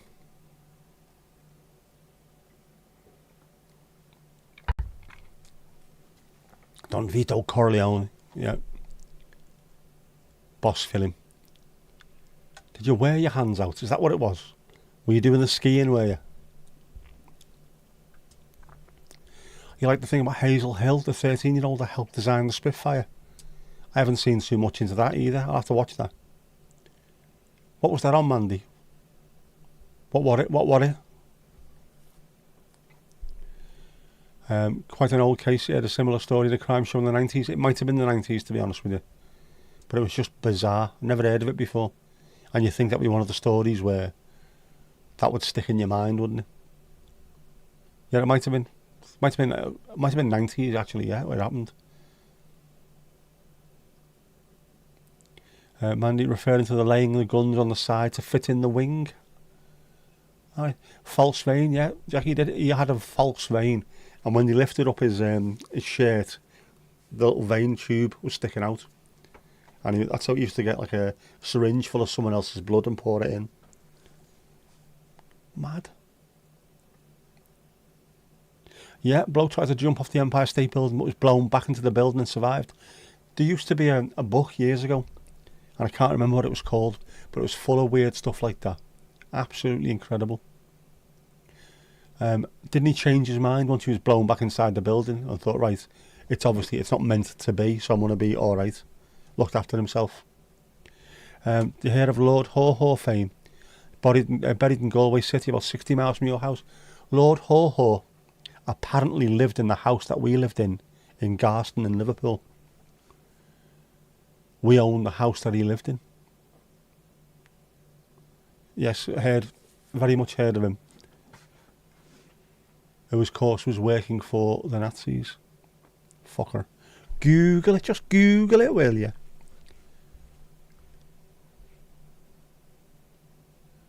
What was that? I need to remember what the name of that book was, but it was just full of weird stuff like that. And, human combustion and stuff like that was in there as well, and loads of ghost stories and things. Weird stuff that happened. I remember reading that, though. Which, of course, it was blown back in the building because... Never been to New York, but I suppose people that have been there will probably tell you. If you get quite a wind coming in towards Manhattan or somewhere, it's funneled through the streets and then up the buildings.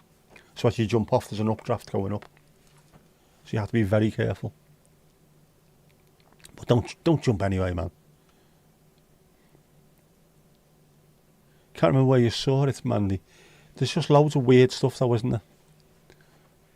Or, not weird stuff, there's loads of other aspects of stories that you don't know until someone tells you. Did you know?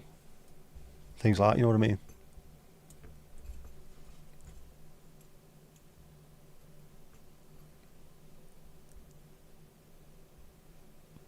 Like Hedy Lamarr was involved in creating what we know nowadays as Bluetooth, which is multi-channel frequencies, which helped with radar and things, and sonar. That's where Bluetooth came from. That's Hedy Lamar, not Headley.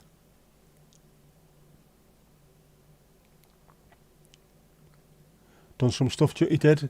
He was Lord Haw was I think he had a radio set, didn't he? And he was sending out propaganda on behalf of the Germans, the fucking Germans, mate.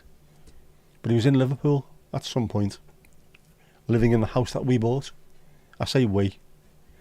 I was 12 at the time. It had nothing to do with me.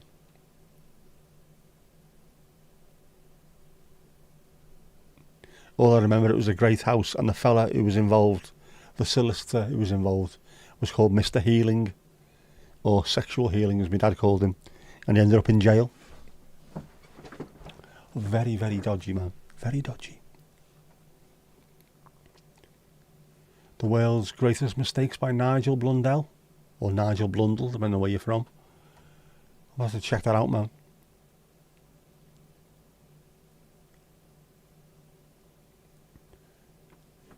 The world's first driver and crash victim. Bruce Ismay, the Titanic fella, lived close to you as well, after the sinking of the Titanic. We are mad, aren't we? I mean, the UK and Ireland, we've got so much mad history. Just lying around, and also the people still hanging around. Maybe not now, like, but you know, when you were growing up, when you were younger, loads of people that were involved in weird things. Like Mandy, that the person you know, that was the psychologist, was it, for the one of the pilots or one of the fellas that was in the Enola Gay. Okay, mad, man.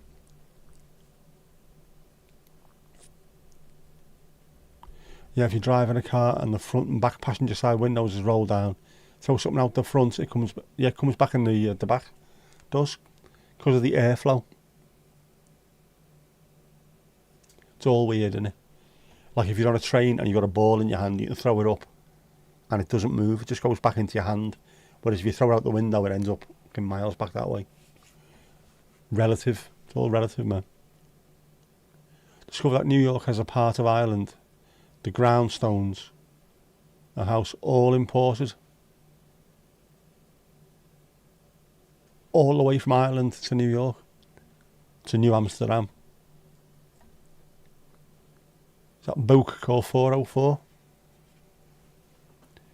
Haw lived in Shaw, Oldham, and Hitler visited him and painted Rochdale Town Hall. In matte or vinyl. What did he paint it in? Yeah. They were in the northwest, weren't they? Because I think Adolf had family in Liverpool and stayed in the Adelphi, which, I don't know, they could have called it the Adelphi, couldn't it? But they never. What the hell's going on? People coming in and out the house. Yep. How's it going, Barnsley?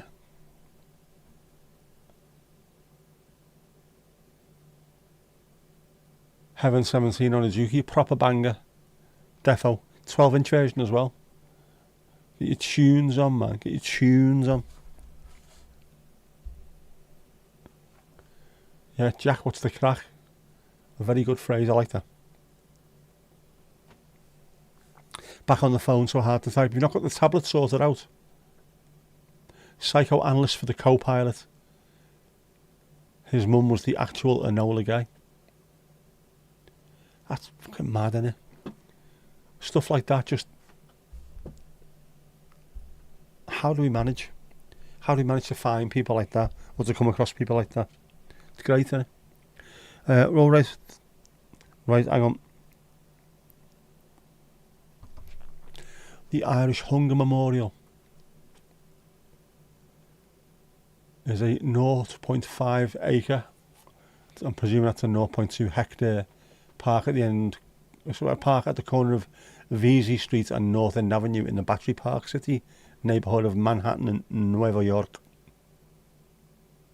Irish Hunger Memorial.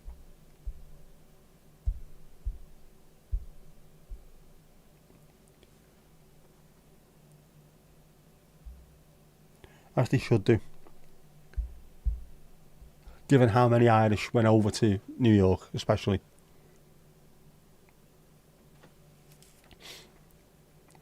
I guess my grandmother lived her childhood by a windmill. That windmill was taken down piece by piece and shipped to Iowa, where there's a Danish town called Elkhorn. Ah, right.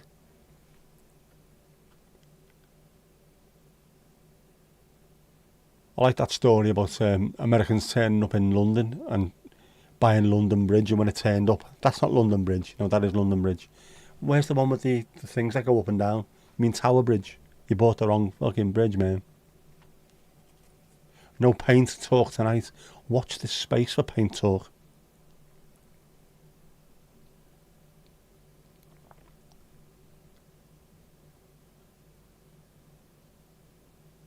Horn sounds quite English. Elk horn, it does. But then elk have horns.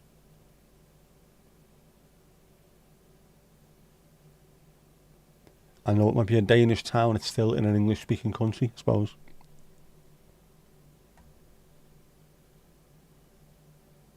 Great tune. Is that Enola Gay? By Orchestral Man Hoovers in the Dark. Tab's gone again. Oh, man. What a pain that is.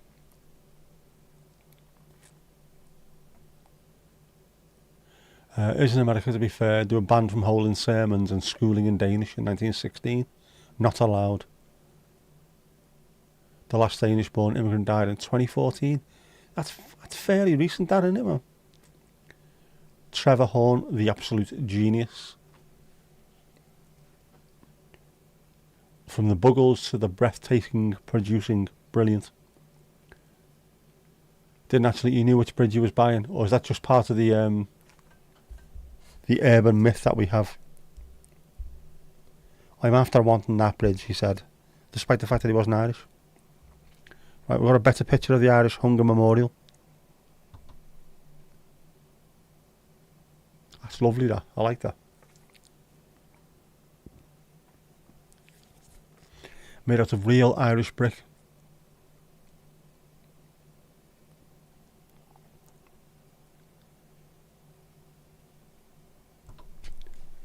Later's Jackman. At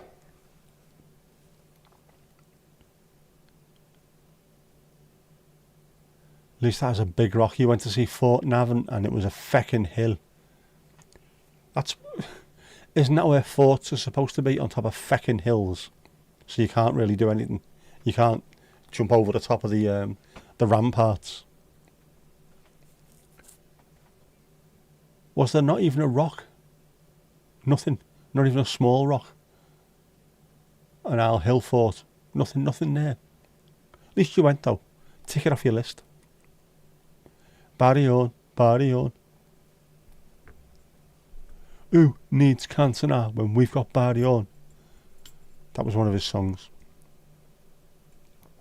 Little Alex Horn. All 6'2" of him. Little Alex Horn. Funny you don't have that many serial killers there, but at least 3 big US serial killers had Danish parents or emigrated to the States. Very weird fact. Only 10 years ago. It's not that long ago at all, is it? 10 years. Not long at all. Cream horn. Oh, I've not had a cream horn in ages. I quite like a cream horn. Oh, a cream horn. You can't beat a cream horn. Or an eclair.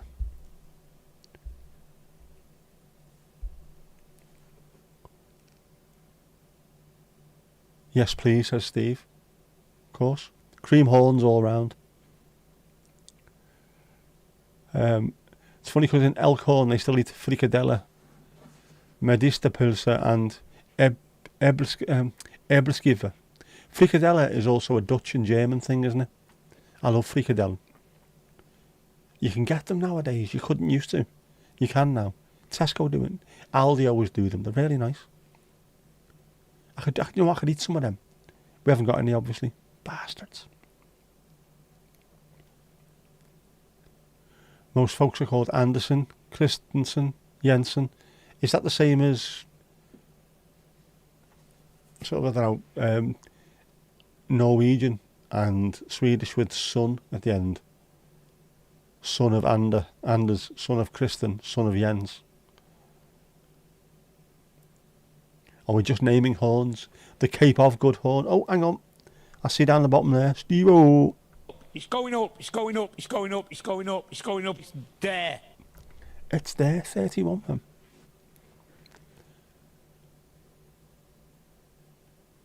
You've not gone, you just can't type with your sausage thumbs. Welcome back, Barnsley, welcome back. Mandy Touche, which is probably another dog in name. There you go. Tried your first yam yam from Greg's yesterday. What's a yam yam? I presume you don't mean a someone from the West Midlands, from Black Country. Try speech to text. You talk and the phone types it. Will that work though? Because it never seems to work with Scouse, I know that. Use your index finger, find it easier. I say. They're so sweet, yam yams. I'm going to have to try this, aren't I? Esther, you're more of a croquetting girl. I haven't had that for years either. Oh, Donald as well. It's going up, it's going up, it's going up, it's going up, it's going up, it's there. Level 13. That's the hat trick tonight. Hat trick. We've got the hat trick. Doof, Steve-O and Donald. There's our hat trick. Any more is a Brucey bonus.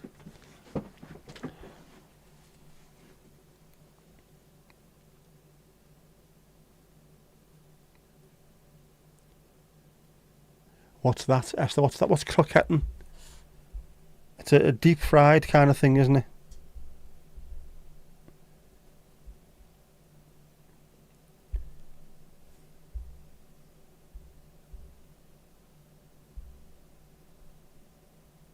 Let's have a look. Accept all, there you go. That's what they look like. Them things. Very tasty.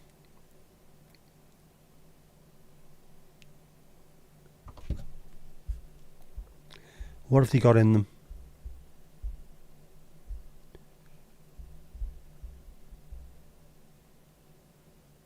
It's got meat, sort of roast pork, chicken, turkey. Loads of, if you've got leftover veg and leftover meat, you sort of cover it in stuff and breadcrumbs and deep fry it. Then have a dip to go with it. Very, very tasty. It's tasty, very, very tasty. That's 3, you've got no chance, but you never know. Monday, you never know. This could be your day. Could be your day. Feast or famine with the levels, it is. And today is a feast. Yam yam is a donut covered with croissant. Sorry, a donut crossed with a croissant covered in sugar icing. Sign me up. You might get one, you never know. Positive thinking, man, positive thinking. Never had a yam yam either. Jackie Lurch, you need to get one, man. Yes, sen from son, or data from daughter, from son or daughter. Right, so now you mostly just get the last names that your parents had or some combination, right? So it's just pretty much stopped, otherwise it becomes far too confusing. Far too confusing. Chopped meat in stock and deep fried. They are very, very tasty. The sort of chippies, the fast food gaffs always do them. Frikadelling, croquetting, what else was there? Satay, Mepinda sauce, or satay sauce, depending on where you're from. 31 and 13. It's very schmooshed.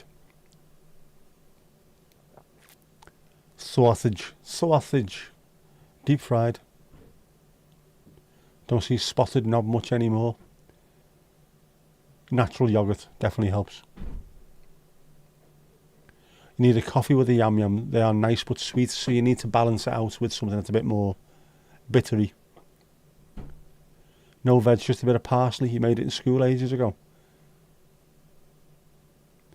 In shops here they're called iced logs. Don't drop the log. You can't drop the log. Seen them in M&S but never bought one. Because if you buy anything from M&S, anything from the food hall, it costs thousands. I'll buy a sandwich. I have to sell me spleen first, like.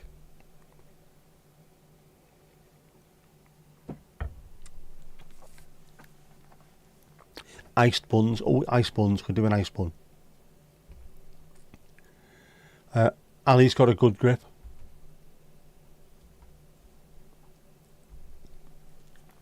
Filt. The cream worked. It definitely worked, didn't it? It's good stuff, that cream. It cures what ails you.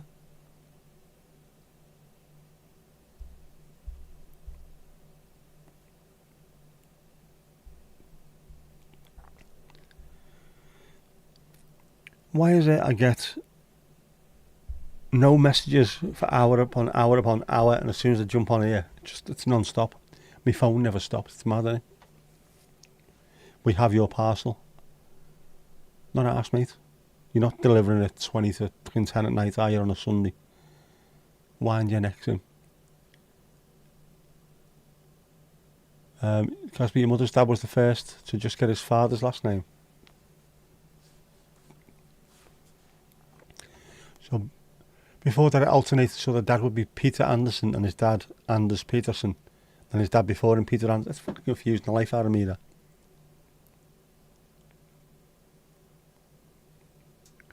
You haven't listened to this in ages. This Brenda, put your bra on.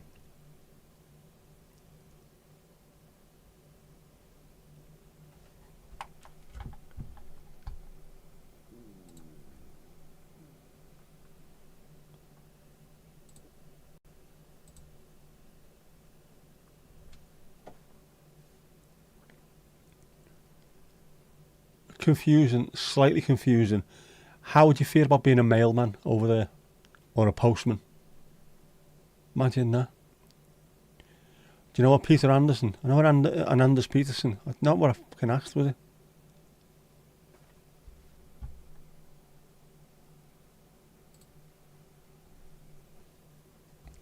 Tune, man, tune.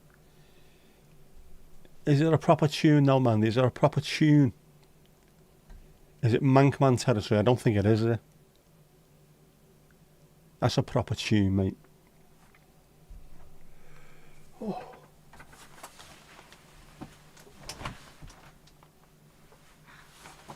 Open the Wendy. Just for a bit. I have to put the car condom on tonight as well. I cannot be doing that in the morning. Scraping ice off the car. If it does get that cold, which apparently it might do. A mailman or a mailman. Either or. You can have a male mailman. There's lots of female mailmen, isn't there? Lots of them. Round here there is anyway. Plenty of them. They all seem to be blonde as well. As if someone's copying and pasting them. Maybe that's what's happened. Oh man. We're onto something here. Sandwich and Marxies, $3.75. Tesco $3.50 and Marxies, that's filling in it. Alright. So it's worth paying a little bit of extra. I don't know, the Marxies in Southport is miles away from me, so balls to it. Balls to it.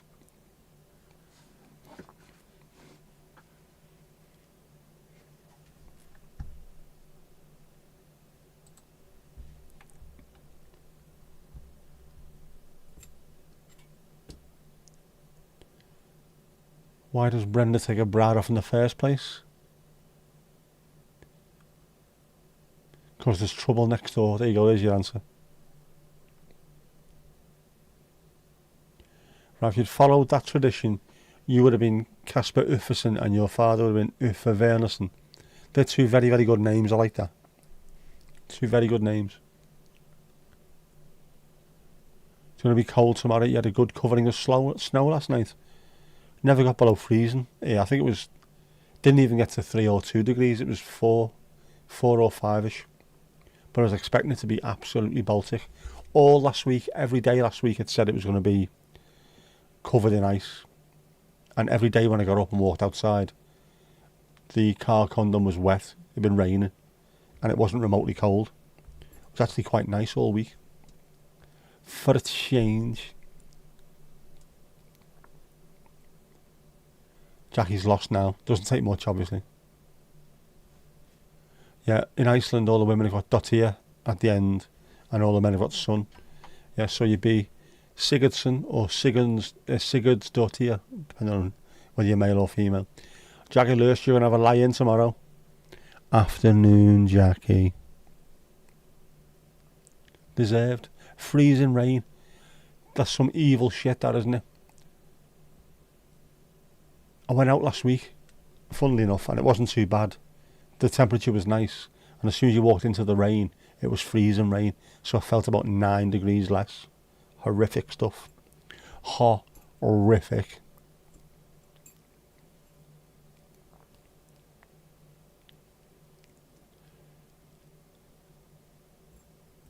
Bjork's surname, is it Goodmansdottir?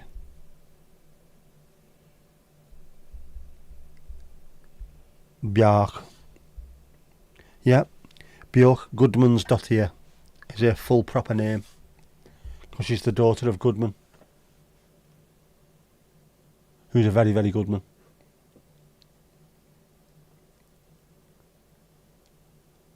Boys get the last name from your father's first name, and daughters get the last names from the mother's first names. It's fucking mental. It's all mental. Why can't you all just be called Smith or something? Sen for son or Data for daughter is added onto your first name.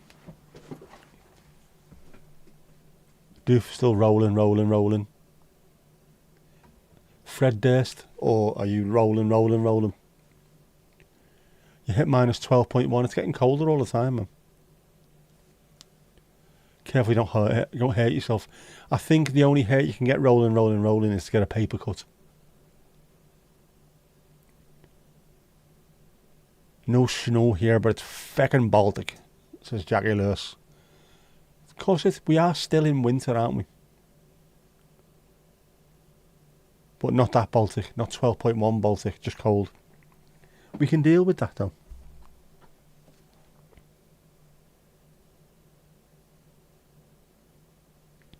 Len Goodman, 7. So is he Icelandic? Gone, isn't he, Lenny Goodman? Same there, it's either Mac, Mick or O for fellas' surnames and Whitney for women. There's loads of weird stuff like that, isn't there? Like in the old Yugoslavia, it was Vich on the end for a male and var for a female. All weird, man. Is freezing rain not hailstones? No. There are several different types of things.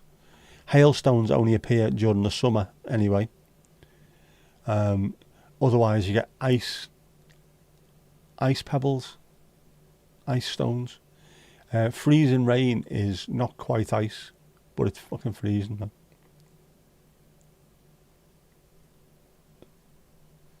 Casper's definitely up the Balticust at the moment. 7 degrees over in County Offaly. That's awfully warm.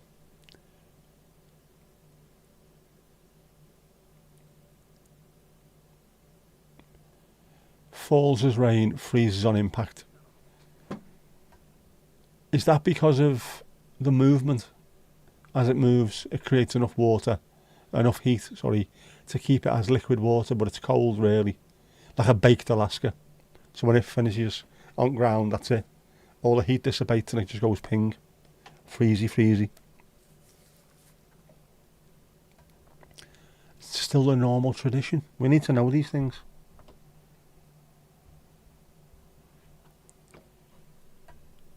There's a bloody heat. 7 degrees is nice. 7 degrees Celsius is t-shirt and shorts weather. In fact, funny enough, there was a YouTube short that I seen. I don't even watch shorts on there, to be honest. Some German woman, and she said, "Are the English okay in the head?" And she's wandering around. She's wearing this coat done up. She's got a scarf, got a hat, got gloves on. She said, "In Germany, we dress for the weather. If it's cold, we dress up for the weather, like I am now." And then she walked behind some fella, just wearing his t-shirt and his jeans, wandering around, baseball cap on. "Are you not cold?" He went, "No, I'm all right." So it's minus 1 degrees. So I'm okay. Because you're used to it. That's all it is. Newcastle, -3. Girls wearing mini skirts and barely covering anything on the top either. Because they're used to it. Whereas if you go somewhere like Spain and it's that kind of weather, they'd be panicking. It's just what you're used to, man.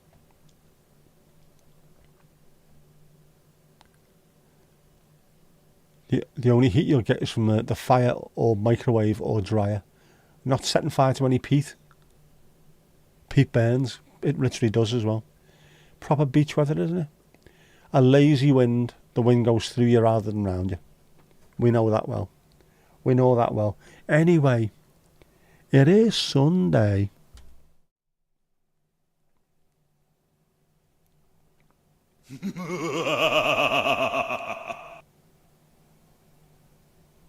And we were talking about painting after all, weren't we? Trying my hand at painting. I'm more than a base demon, says Jeff the base demon. Horace isn't the only one capable of writing prose. I would be scared to read anything that came out of his mouth. Has he changed? Bollocks to it, bloodthirsty horror films it is. Apparently not.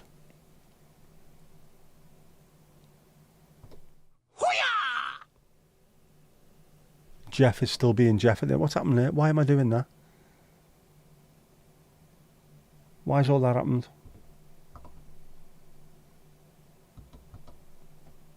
Fuck, crazy, man. Buttons being pressed live. What do you expect? Buttons being pressed. The wind was awful. It's horrible, isn't it? The winter wind. If you live near the coast as well, jeez, man. There's nothing. Absolutely nothing gets in the way. Your philosophy is that there's not a temperature here that you can't go outside in a t-shirt for 5 minutes and get a smoke. That's when you've got absolute 100% commitment to schmucking a pancake. Sunday all day. Up your arse and freeze from the inside out. Is that a very niche Irish saying, is it? Cheers, cheers. Up your arse and freeze from the inside out. Shave a bullock. When speaking Irish, it can carry over to anglicised Irish names. Kind of like your own name. Women in your family are McCrudden as well. But in Irish, it would be Nick Rudden. All right, I did not know that. I like that though. That kind of, well, the tradition of stuff like that, I don't mind. That were Jeff, it were. Horace heard his name, he come flying out of the blocks. It's just in case, right, we're going to have to show that, aren't we? Where is he? Where the fuck is he? Other stuff. If the jukebox gets knackered, he's out there sorting shit out, right? Thank you, Mandy, for that one.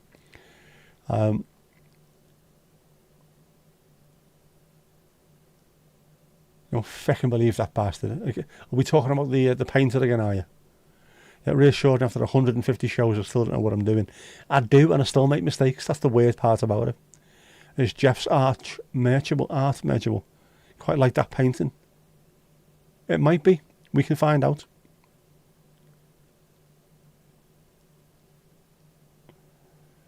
Like Vic and Bob, you can't walk to Paul and Eels. You won't trainers like me, man. Yeah, I love Vic and Bob. Ali's surname in Irish is the Bin Head. What? The Bin Head. Is that Nivenade? I thought it was pronounced Venade.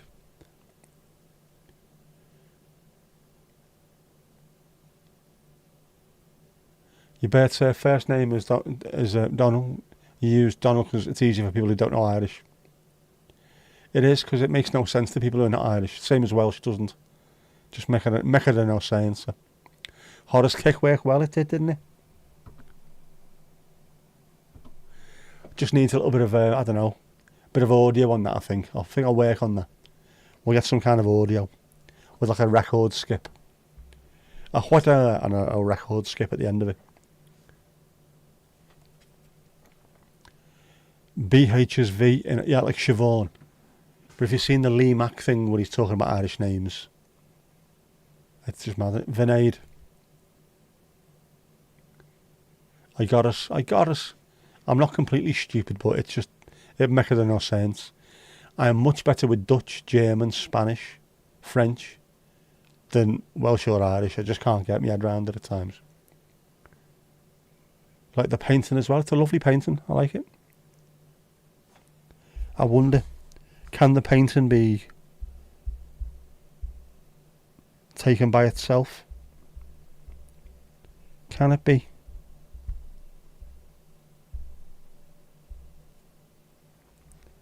Could it possibly? It's quite a nice pic, isn't it? There must be some evil involved there, though. I would say.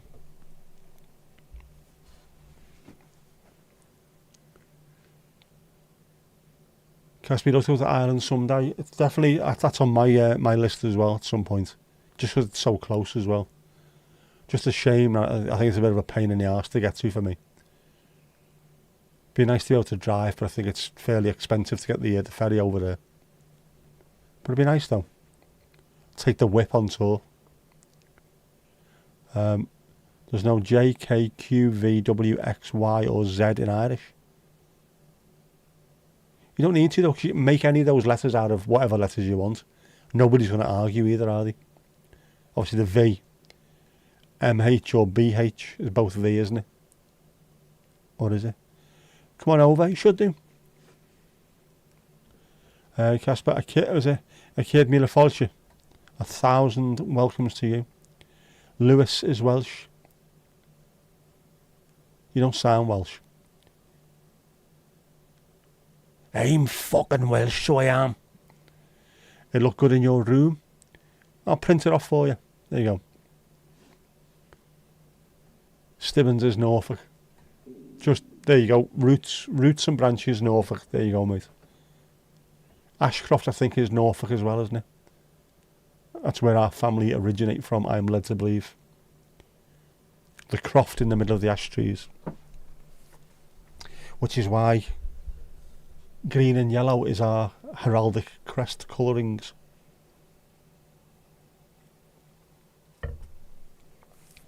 Which is nice. MH can sound like a W or a V depending on the word. That's not fair, that's not fair.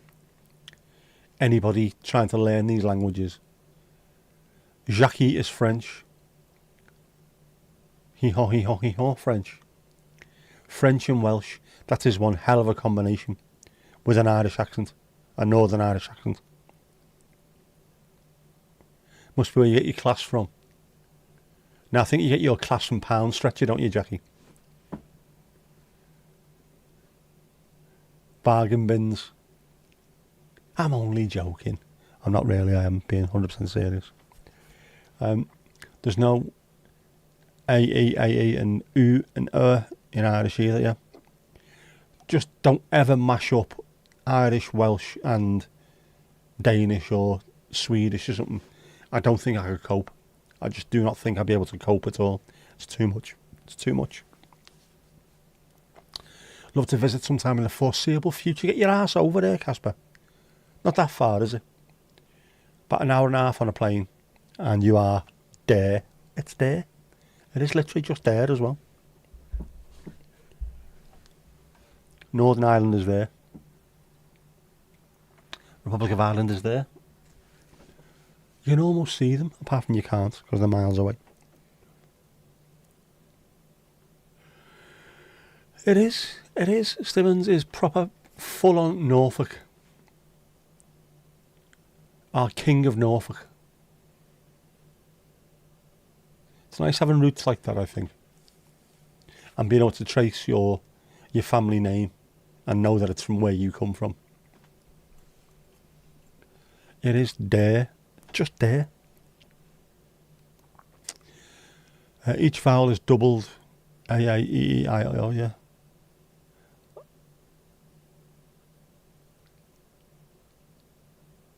What is a stib and what is it on?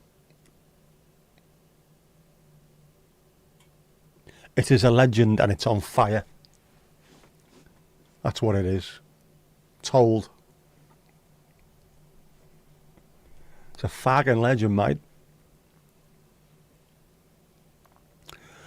Oh. Has anyone looked into the meaning of their surnames, by the way? If anyone's called Baker or Thatcher, don't need to. Let me get that. If I did mash them up, I'd be fluent in Scouse. You would be, wouldn't you? There'd be loads of ch. Fucking hell, lad. Mag ik eens go je fucking chicken, lad. That did really come in handy moving to the Netherlands. You might struggle with the G, okay? Dit is gulden. This is the currency that we had. Can you say gulden? Gulden? Bloody hell. He said all of a sudden sounding Scouse. You are very good at that. Dat was schitterend zeg. Yeah. Leave that to people a lot more clever than you. Oh man, we've seen your handiwork, Steve. You are very, very clever, mate. Mandy, yours is Hebrew for beloved. Definitely not nominative determinism there, is it? Very fluent in bullshit. You'd know all about it, wouldn't you, Jackie Lewis? Google. I'm not Googling anything. Don't tell me what to do. You're not my real mum. I'm painting my room black. Oh, shite. My package is arriving at some point tomorrow and it's by every, so this could end up anywhere. This could end up in Japan, knowing them, look. Follow me on Twitch. I am delicious.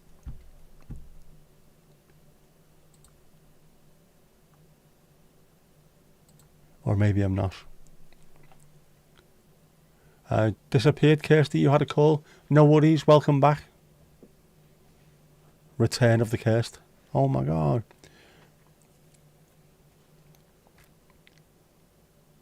What does that add to your vowels? The vowels are weird. Vowels in general are weird. Obviously the Danish ones are weird. All the Scandinavian ones are weird. The Irish and the Welsh are. Ours are just straightforward and common. But you can see why. There's different ways of saying things where you'd have to have an O, an U, and are all spelled the same, but they're all completely different. You can see that.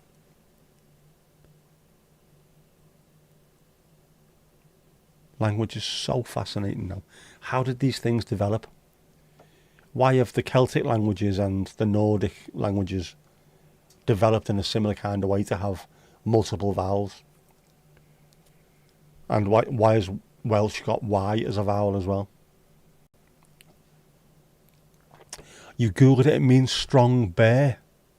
Strong bear. A stib is a strong bear. Is that what you were saying? Strong like bull, my friend. Powerful. Powerful.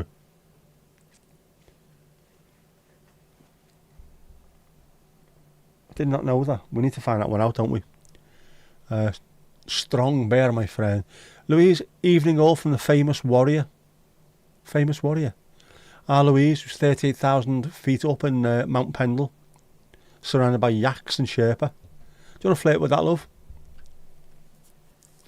Jackie's really sore. She's been painting. She hasn't been painting at all. She's been servicing the painters. That's what's happened. That's why both hands are sore. Chapped lips. You know what I mean?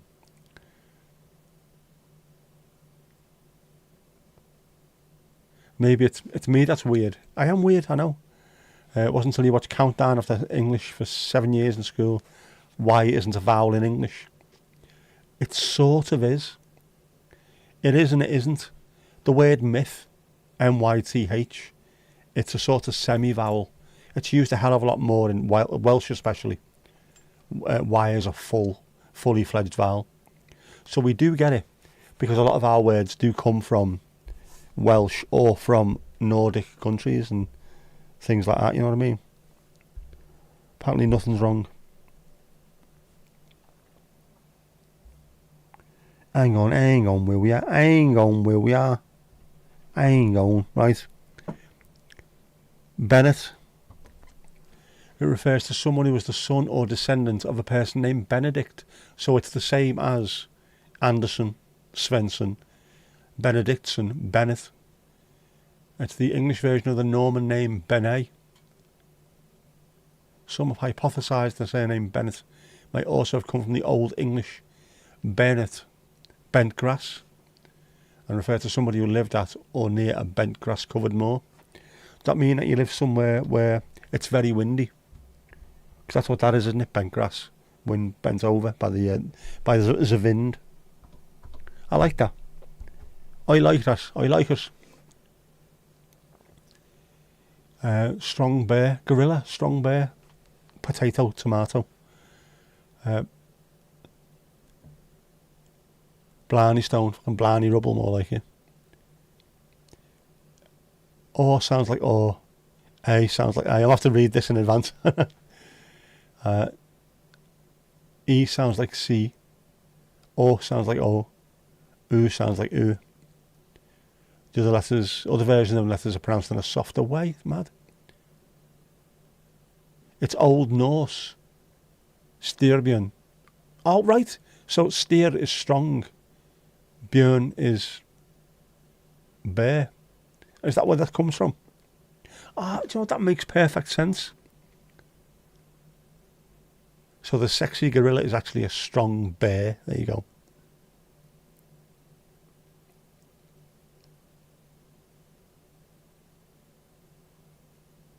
Who'd have thunk it? Who would have thunk it? What have you been painting? Jackie's been busy in the bedroom with the painter, splashing everywhere. Should see the radio.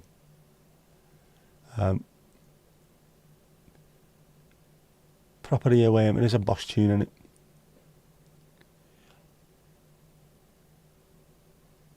E sounds like E, not C. What?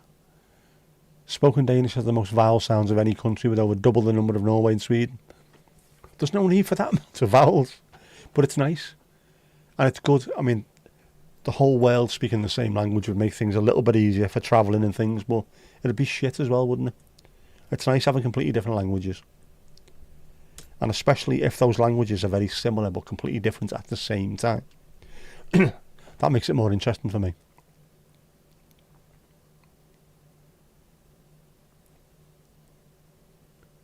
Whose name is Bennett?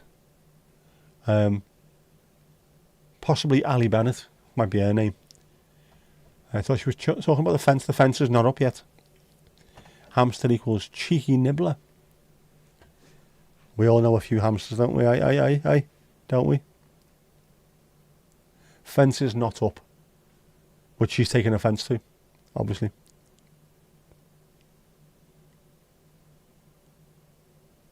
Language, not country, but similar thing, isn't it? More vowel sounds of any language in any country, with over double the number of Norway and Sweden. Mad ting fam. You were looking for a first name. You're past yourself tonight. That's what happens when you have bedroom activity all day long. Jackie Lewis, you fezmongerous.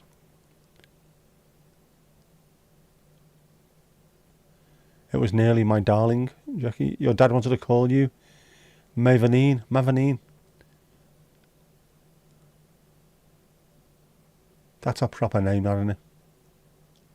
Kirsty's confused. Anybody watching this will be confused. I'm hosting it and I'm confused. That's just the way it is, man. Some things will never change. You have a nephew called Benet. Is that someone Benet or Benet Bennett?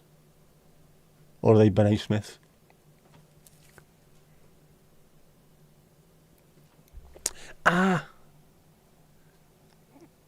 Irish. Speaking of Irish, I mentioned, didn't I, hothouse flowers the other day in me Reason the Rhyme video, and Lovejoy has been on overnight. So if I'm struggling to sleep, I'll put that on some mad channel at 2 o'clock in the morning, and it was the one with hothouse flowers were in it, appearing as themselves. All pretty decent actors as well, really. They had some really mad, proper old school Irish names as well, didn't he? I mean, proper, the ones that people over here could not pronounce. We'll talk to Liam because it's the easiest one. We know how to pronounce that. If I was him, I'd just say, no, it's actually pronounced Liam. See what happens, but no. Yeah, well, all of a sudden, from nowhere, they're everywhere, man. And I'm to blame. When you're taught languages in school, you learn that practicing time gives results and can be applied to anything, apart from levitation, I've found. I tend not to get carried away with that, though. Very poor. Very poor indeed. Very poor. Very poor indeed.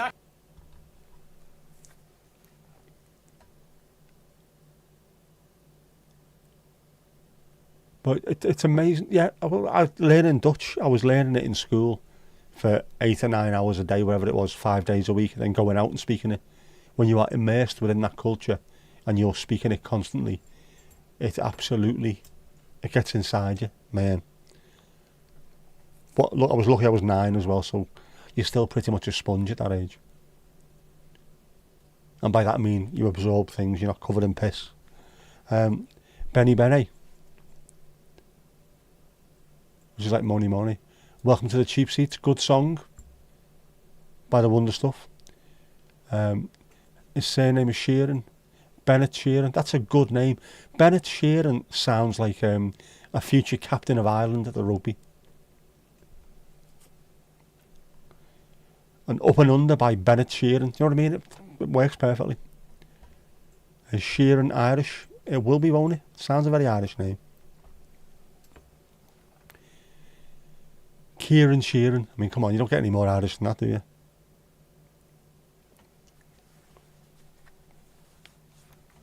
Yeah, Jan Jansen or Pete Peterson.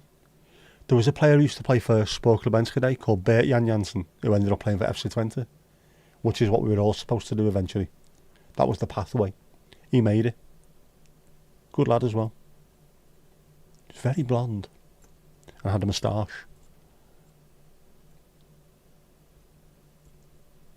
Your first name, Casper, is Persian and means master of coin. Straight out of Game of Thrones, it is definitely on it. Master of coin makes you sound like a loan shark, though. Jackie Lewis is well lost. Obviously. Just for a change.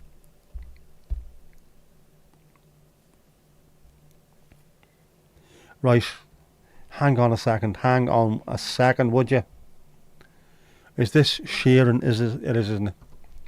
So the origin and variants, according to a few sources, the name is a reduced form of O'Sheeran, which is an anglicised form of O'Sheeran or O'Sheeran, meaning descendant of Sheeran.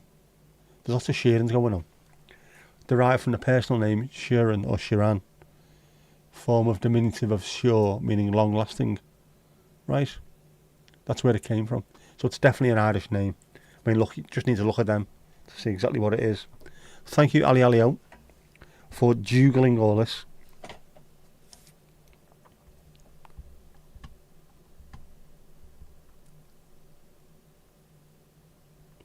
So, Louise, do we need to change your name now, do we, to Maverine? Mavis? You're worse tonight. That's because you've been hard at it all day, haven't you, with the painters?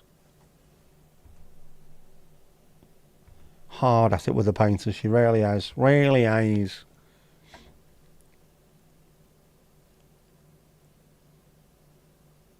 Your sister went to school with an Alexander Orlando Wallander. What the fuck? That's a lot going on there. It's got a certain role to it, though, hasn't it? Alexander Orlando Wallander. You know, 5 lads called Patrick Fitzpatrick, all related. Are they similar to the Jerry McCarthy's in The Van? I'm Jerry McCarthy, I says. No, you're not. I know Jerry McCarthy.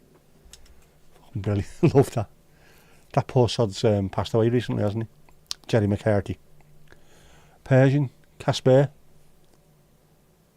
Or is it Persian when it's Casper, but when it's Casper, it's Dansk. All the paddies. There was a family, friends of ours, that used to come in the pub, whose the father was Italian and the mother was Irish, and just incredible. I think there was 6 lads. Vincenzo, Patrick, what are the others called? Antonio. There's like 3 Irish, 3 Italian. Mad. Joe, Giuseppe, or Joseph, depending on who was calling him. Fucking boss, isn't he?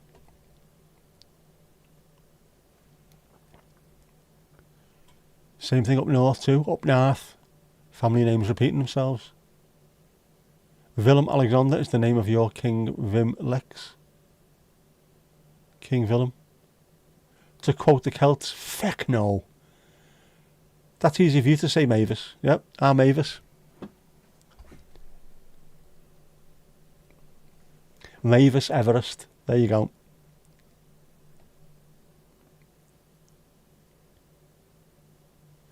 All the brothers called Michael too. Oh man. What? Only one in your immediate family with an original Danish name is your sister, Licky. Translates to happiness or bliss. Mavis, your dad's a Patrick. You had a brother called Michael.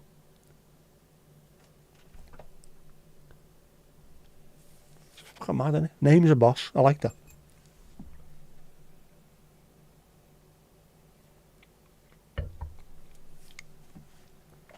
I was supposed to be Gareth. Or Gareth.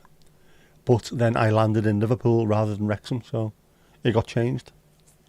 A very, very drugged up and confused mother, when they were asking the name, went, Nicholas.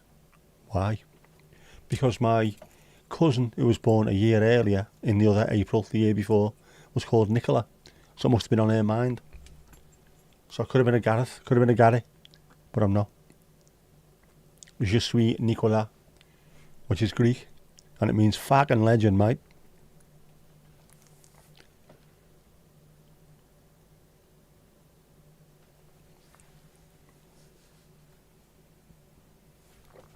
There's a Thomas in every generation on your dad's side, going back as far as you can trace. Good solid name, Thomas. Thomas?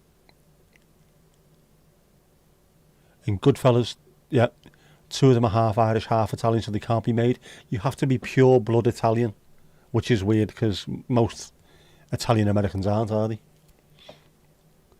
They're more American than Italian. But yeah, it's very strange. Fascinating stuff, all that, all the mob.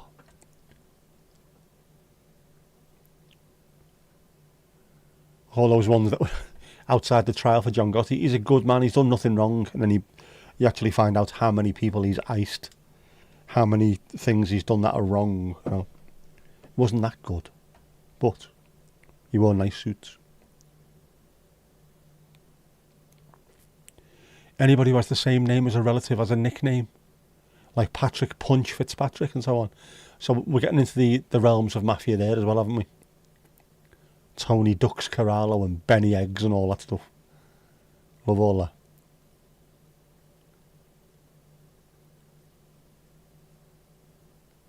Actually, the half-brother you have but never had anything to do with is called Jimmy. Good Danish name, that, Casper. Good Danish name. Vicky Lee, I follow rivers. Is that what that is? Is that what the name means? Sure, I don't know. I'm from Donegal. Right. Well, it is Sunday after all. But Kipper's Vindaloo. It can't be good for you. Nationwide power outage in Sri Lanka blamed on a monkey. Millions were left without power during the blackout, which began around 11 a.m. local time on Sunday. That was last week. A monkey has been blamed for causing a nationwide blackout in Sri Lanka. The island nation's 22 million residents were mostly left without power during the outage, which began around 11 a.m. local time on Sunday. The country's energy minister, Kumara Jayakodi, told reporters that the blackout was caused when a monkey came into contact with a grid transformer near the island's executive and judicial capital, Colombo. A monkey has come in contact with our grid transformer, causing an imbalance in the system, Mr. Jayakodi said following the blackout. Engineers are attending to try and restore the service as soon as possible. The population went apeshit. There you go.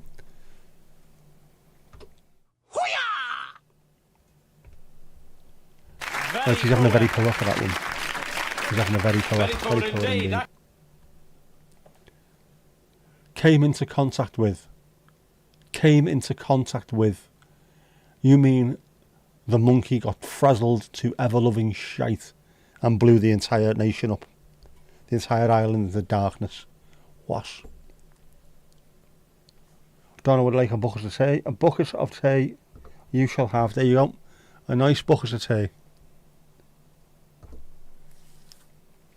That's the song. Right. Same with David. Is David Welsh. There's lots of Davids in Wales, you know.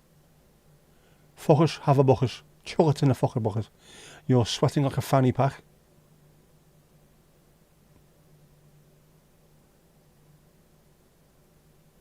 Fair play, fair play. Have you tried natural yogurt? David is Hebrew. Shock and tear for Mandy. Has Mandy fallen asleep? She's still there. David would be David. Or Saint David is Dowie Sant. There was an English rugby player called Dowie Morris. Did you know that? David is the only gay in the village. He is.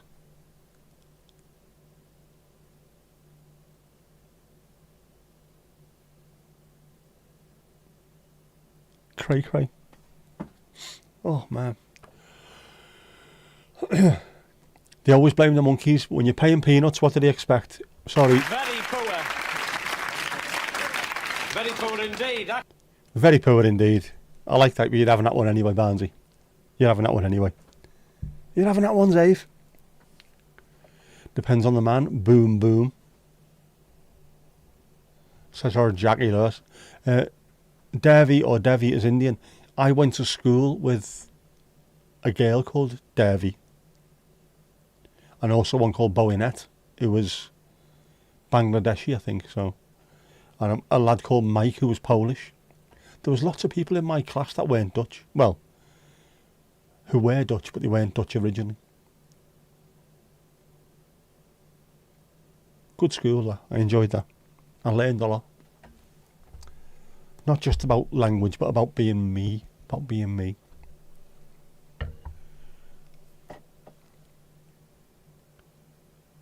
Well, you're a bit slow. You had to fend off a migraine earlier. Not quite with it yet. Don't worry about that then. Don't worry. Plenty of water. Piss yourself healthy. That'll sort you out. Actually, come to think about it, many of your cousins have non-Danish names, like Michael, Rene, Jimmy, Martin. Jimmy Martin used to be the kit man at Everton, by the way. But there's also very famous Michaels that came from Denmark. Michael Laudrup, Michael Berkedal, used to play for FC20, who gave me my nest-fed football socks. It's nice. Louise wants wine. Why is it always wine? Migraines are a curse, they are. A wine for Mavis, there you go. Barnes, you'll have a cider, no problemo. Man, you have to sleep it off and reboot. Sometimes that's the only way you can do it, isn't it? I haven't had one in a long time, but when I used to get them, when I was fairly youthful, I would have to lie in a dark room, cover my eyes over, and then just give it time. Gotta give it time. Why is it always time? Sweet or dry? Jack, are you sweet or are you dry? Murphy's red for Esther. Here you go, Jack. Get yourself on the outside of that sun.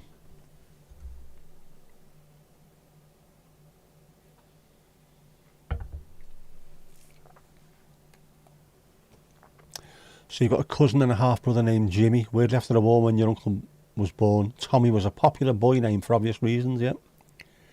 There's a Britisher Tommies.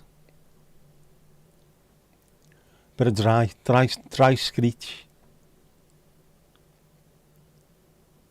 Only ever had two in your life many years ago.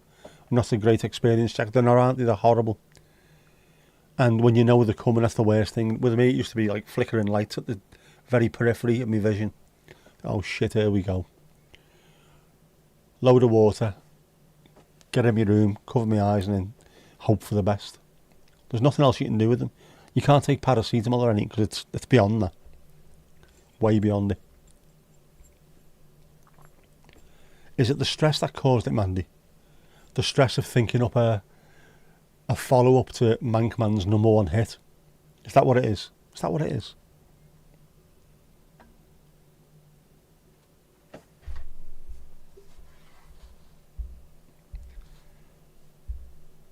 Just reply to the child. Will be a second.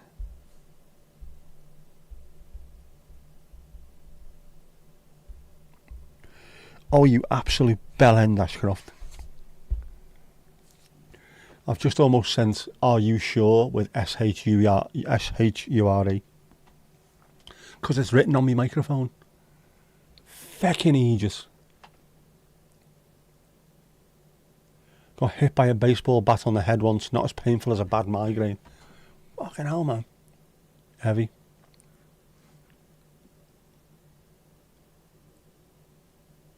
Why can you not be bothered, Sweet and Dry? Who's that now, Sweet and Dry? Bothered and bothered. Can't be bothered.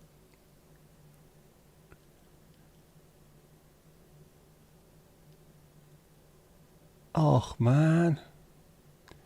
I think my PC has been downloading updates in the background, and I do this every week. I reboot it several times before we start to make sure there's no downloads in the background, and of course it's doing it now because Windows. Sure, Jess would have understood. Very poor. Very poor indeed. Sorry, Mandy, but you're having that. She would have understood, I'm sure. What causes a migraine? I think it only happens to people who are evil. Now, it's what does it cause it? What does cause it? Why is it? Whatever it is, it's feckin' it is evil. It is evil. Shall we try and Google that now?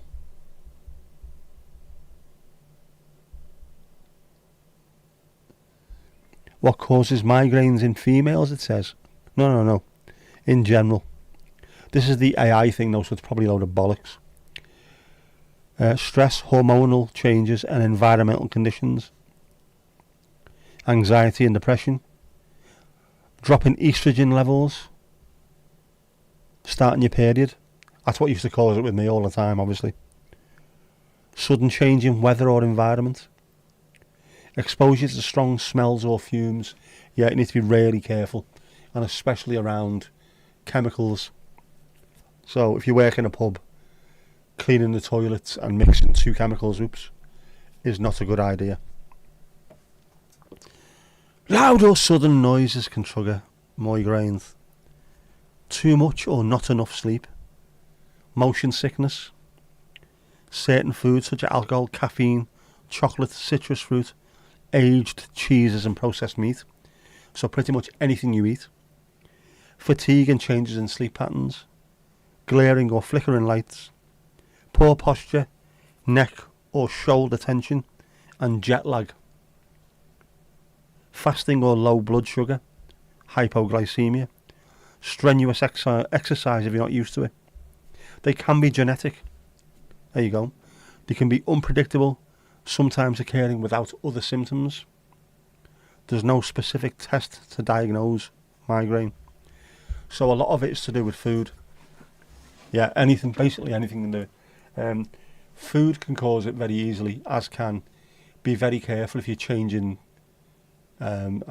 bleach, or if you've got like a scent in the house, one of those Glade plug-in things. Be very careful with that. I don't get them, but I do get an allergic reaction to certain scents, bleaches. I get a really, I don't want to say a headache, but my brain hurts as if it's being squeezed. But it isn't like a long thing. If I get out and go into the fresh air, it goes away. But you need to be careful with stuff like that because it can suddenly turn into migraine.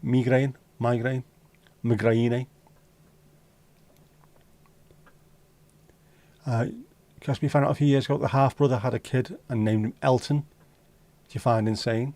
Was he a fan of Elton Welsby, the TV presenter from up north, Evertonian? I've met him. He's absolutely tiny, Elton Welsby. We taught you thing. Staying up all night, jazz knitting won't help. I definitely won't, Mandy. Hunger and stress causes it, yeah. And not enough liquids. Sister suffered from migraines since she was small kids, and she suffered a great deal. It's a horrific thing. It's not like a bad headache. It's completely different, but you feel terrible with it. Smells can't go into the boots. Stink of makeup and can't go into boots. Sorry, not the boots. The stink of makeup and perfume gives you a migraine. It is overwhelming going to somewhere like Boots. You need to be really careful. Yeah, anything goes. Those are the symptoms of jazz knitting. That sounds like a song, doesn't it? Those are the symptoms of jazz knitting. Life causes it. God gave us life and a banana. Don't think it's any one thing with you. So you need to be really careful of any of those triggers. Anything can set you off.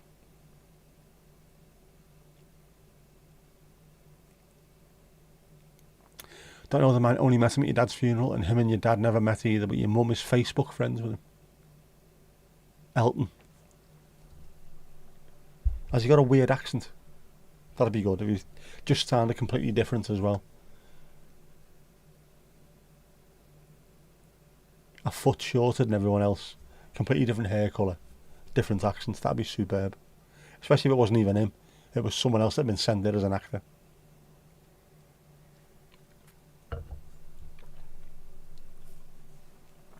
I might do that one day. If I have to go to someone's funeral. Just send someone who's like 5'6" and see if anyone realises. Wasn't he taller when he was at school? And wasn't he white? You know, things like that. You've ordered a stick-on window bird feeder, Ali. Bennett. Good stuff, them. They look fantastic. Where did you order it from? If it's Shein, not Sheen by the way, Shein, or Temu, I think they pronounce it, Temu, it might take a while to arrive. You can go ages without one. So you're obviously doing things the right way, Mandy, not to have one, but occasionally one slips under the radar. So it could be anything, couldn't it, literally? And I suppose if you wrote things down, there might not even be anything different that you're doing that causes it. It's just decided. Dink, there you go. Hammerson, our sound. Let us know how you get on with it. No doubt you will be posting videos on your channel. For those who are interested. There's our Ali's channel.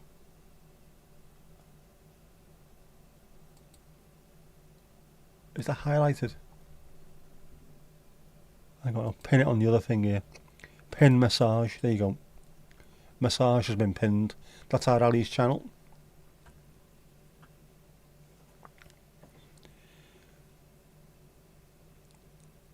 There's a historian in Ireland called Turtle Bunbury. What a fantastic name. We expect bird spam. By that we mean loads of videos of birds, not birds made into mashed meat, because that wouldn't be nice. Been trying to talk me into getting one for ages, you have actually. And I'm streaming for about 27 hours a day. If it works well, you never know. Because Wendy, there's a Wendy here. I can put a camera near a Wendy and then put a little mic sticking out and just leave it running for days. With adverts every 30 seconds. There you go. Jackie, you hate that word now. Which one? Triggered. Which word? What word are you talking about? Jackie Lewis, which word are you talking about? No worries, Ali. No worries, kid.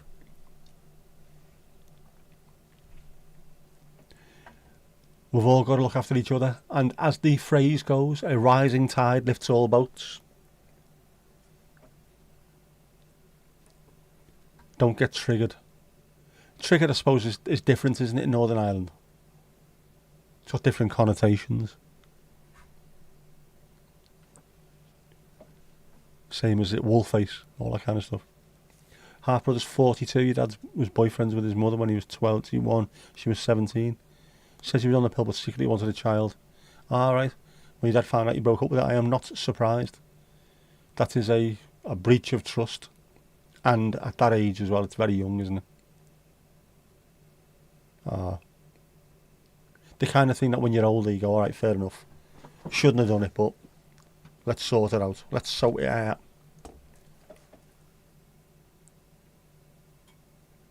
before feeding her loads of gin and kicking her down the stairs, obviously. Trigger from Only Fools. Ali, you had bullfinches, goldfinches, chaffinches, great tits. House sparrows, starlings and pigeons and crows in the garden today. Yeah, I've seen some of the videos. There's some gorgeous looking boids. Lovely looking boids out there. So cute. The small ones especially. Things like the chaffinches and goldfinches are really, really nice. Tiny wee things. Tutty wee things.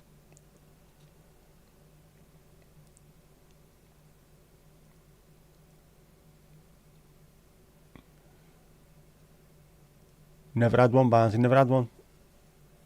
Do you have them really bad, Mandy, do you? They can be very, very crippling, they can.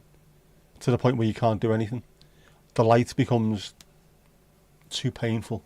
So you have to just go and lie down, cover your eyes. Well, I did anyway. Cover your eyes. Every little noise gets trapped in your head. It's horrific. It's not nice. There's loads of things we have, us humans, that you just think that's a shit design. Utterly shit design. Why would you design an animal or a creature to go through this rubbish? One of which is jumping in the car too quick and sitting on your own bollock. Nobody gets this at all, do they? Your dad denied being the father, so inadvertently one of the first paternity DNA tests in Denmark was your father. It was like a Jerry Springer type thing, was it? Ali, you've never had them either. Anyone who hasn't, be thankful. Just be thankful. Man, you've had them since your teens. You thought they were just headaches. And then trying to explain to someone, well, it's a bit worse than a headache. I can't do anything for about 5 hours a day when I have one. That's not a headache. Far worse. Worse when you had Donald, you lasted a week. Couldn't stand up for the whole week. It's horrific. They are draining. You can't do anything with them at all. It's a well-known fact in town. You've heard it from many sources.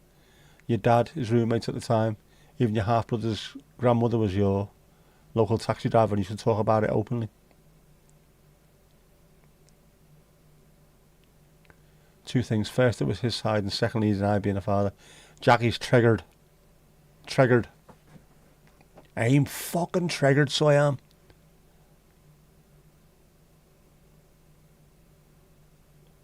Jesus, Mary, Joseph, and the way trigger. Jerry. Fucking stupid show, that. That started it, didn't it? Didn't realise till you saw an article in a magazine with the pic of the peripheral lights, and straight away you went, right, I have this. It's horrible, isn't it? Absolutely horrible. And the best thing you can do is to have a family who understand and who are quite understanding in general when they know that you've got it. Just keep quiet. Let them go in a dark room. Let them go and sort out what they want to sort out. If they want something, give it to them, make it for them. Apart from that, leave them in feckin' peace.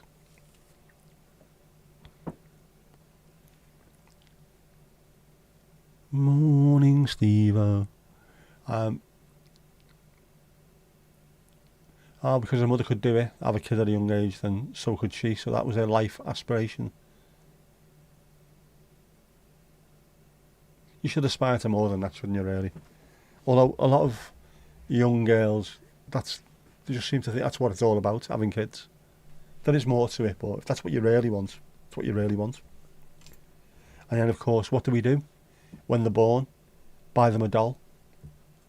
And in our generations, also buy them a shopping cart, toy shopping cart, a toy Hoover, a toy cash register, toy cleaning materials. So you're being set up for this, aren't you? Meanwhile, the lads, you go have a gun. Okay, no. The world has gone mad. Can't change the fact that your father wasn't good to his offspring. No. Unfortunatamente, as they say in Japan. Can't change history. All you got to do is learn from it. And don't let yourself get dragged down that particular route yourself, if ever it happens. Know what I mean? we talking about this recently, or was it just me talking to someone else about it?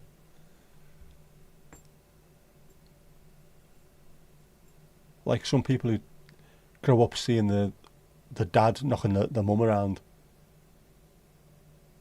Do they grow up to be the same, or do they grow up to be completely the opposite and think it was horrific seeing that? I don't want anything to do with anything similar to that.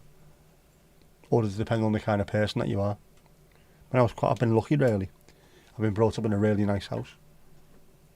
Parents who look after each other, look after the kids, so I understand I'm lucky, blessed in that way.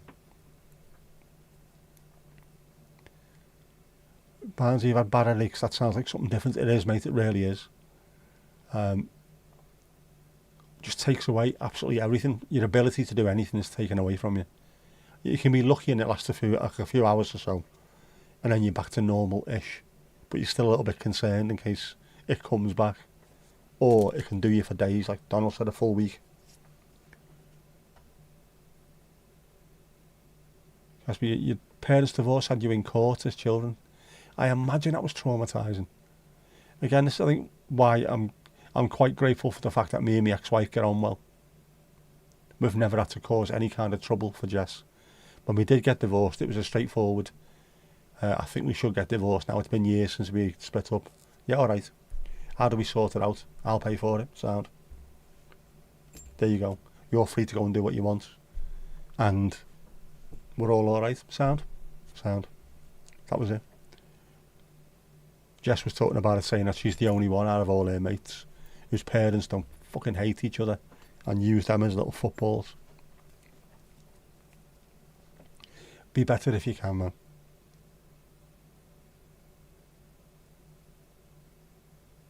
Yeah, we do live in a world where man's word is taken as truth and can walk away at any time. Cultural, it is changing slightly, but nowhere near as much. And we also, most of us on here, we have the male privilege, don't we? And the age. You can just pretty much say what you feel like and no one gives a shit. Cray. Adults shouldn't use children as weapons. It's horrific. It's absolutely horrible. Doesn't matter what's going on between you and the other parents. Just don't treat your kids like that. Steve, you're off to sleep, mate. No worries. Catch you later, kid. Kid. Night, Helen, and Ruby too. Groggy head after a migraine is weird too. It is. It's sort of like a hangover, isn't it? You just can't shake it at all. Jackie, you've been lucky as well. Great parents who live for the childhood. It is. It's fantastic. Really, really lucky if you have that. Considering what other people go through, it's just nice to tell them that as well. You know, if you get a chance to say to your parents, thank you for bringing me up without being fucking traumatic all the time. Thank you. Which is why I tell my daughter all the time, she's lucky to have me as a father, because I'm a fucking legend, mate. At which point she just laughs and goes, yeah, of course you are, dickhead. Even if you sleep it off, it's not a restful sleep and you're still knackered after. Again, it's similar to the hangover thing. I'd never used to get hangovers, but the sleep that you get after being on the air all the time, it's not real sleep, so you still feel groggy and tired. Yeah, it's the same with that. It just takes it out of you so much. A couple of days afterwards, you're probably back to normal. She knew your dad didn't want kids that young. Promised she was on the pill. Dad back then was a school and work man and was about to buy a house. He was going places and that was a dick move. Not good on any level, that is it really.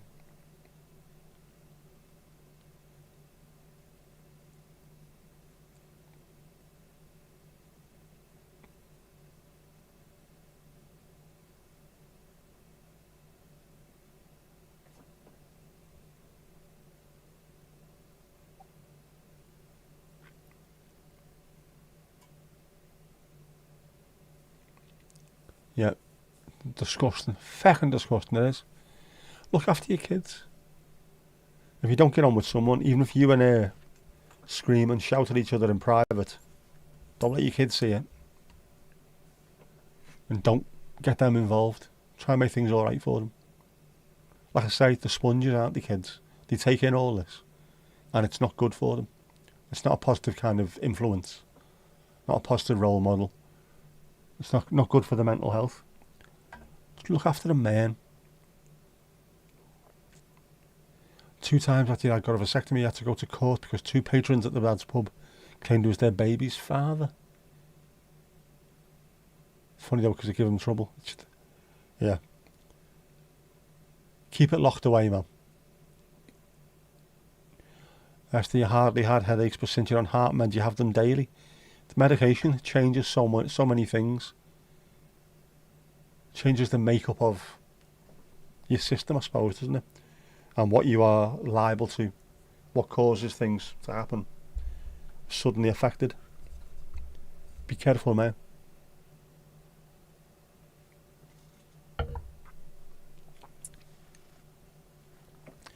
Your childhood was ideal from 0 to 5.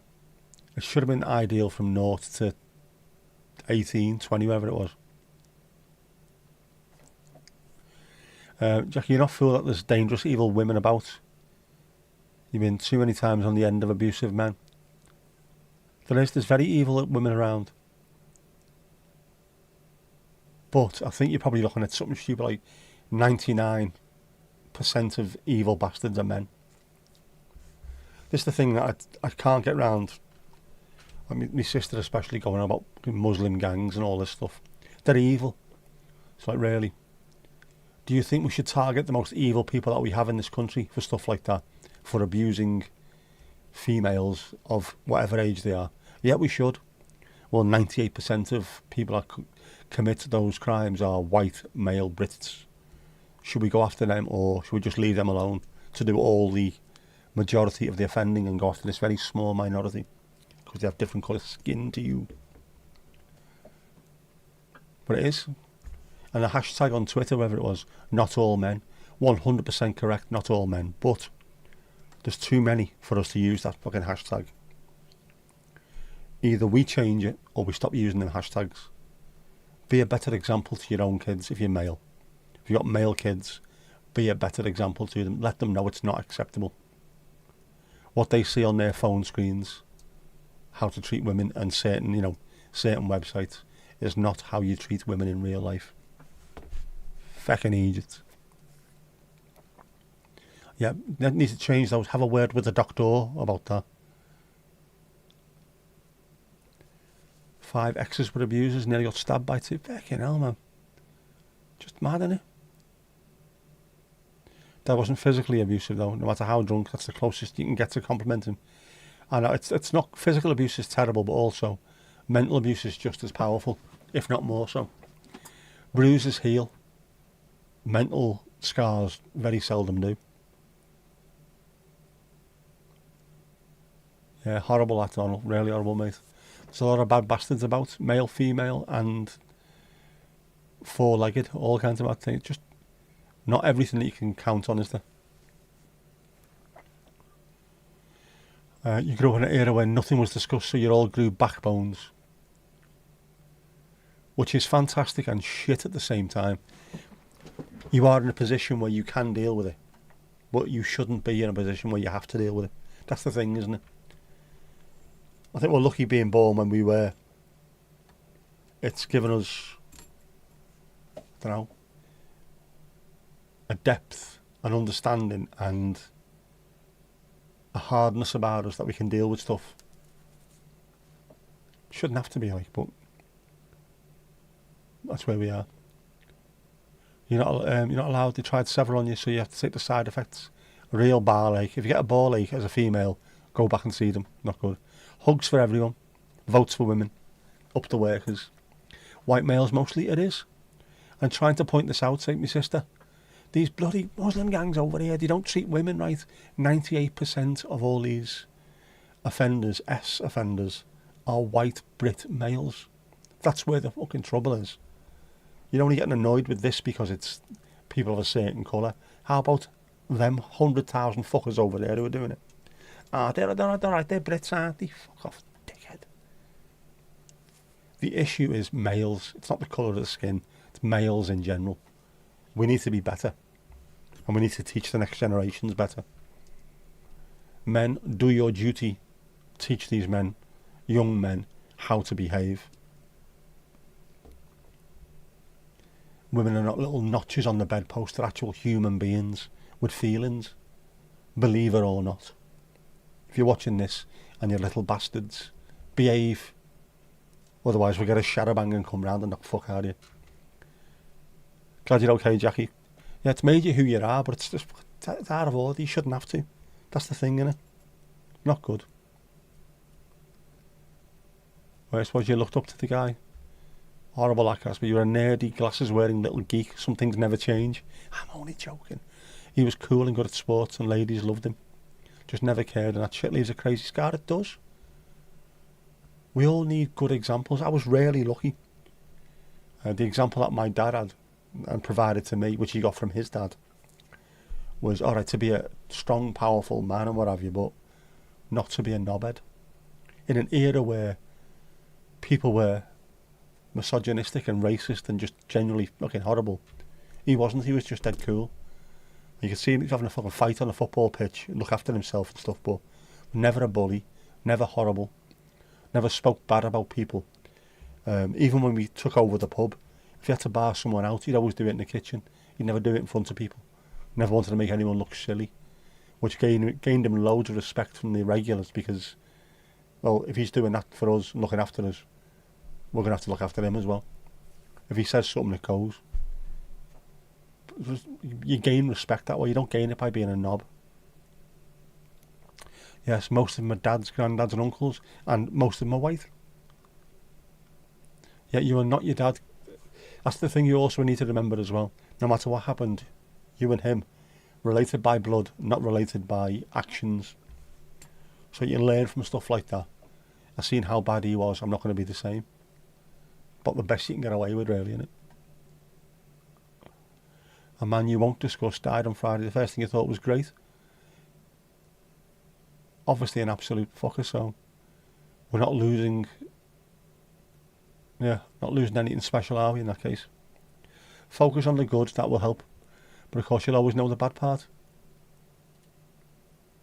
Cherish the good, learn from the bad. That's the best thing you can do, innit?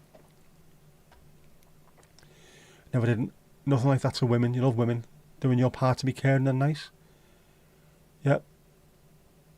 We do have different journeys, we do. And however your journey is, the hurdles and the struggles that you have to go through to get to where you're going, every one of those is a little lesson, a little life lesson learned. At the end of it, this is what life's really unfair at times. By the time you reach your 70s, 80s, 90s, when you've learned so much about how to be a human being, you haven't got the energy, the strength or the ability to be that human being anymore. You take all that knowledge with you and it's gone. You can pass it on, but do people really take any notice? We have to teach these little fuckers that they have to. Yep, you're not your daddy. You'll be different. And be proud of being different. Because it's like that, and that's the way it is. Huh. Yeah, watch any true crime documentaries, you'll see it's always the same fucking people. Where are we? Well, it is Sunday.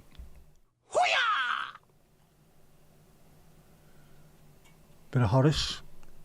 The days are longer, the snowstorms turn to rainfall, the rebirth starts here. Well, I fucked that one up, didn't I? Yeah, but I thought it was quite nice, Horace. Horace is ready for spring. I know why Horace is ready for spring. What the bears do in spring. Filthy little beggar.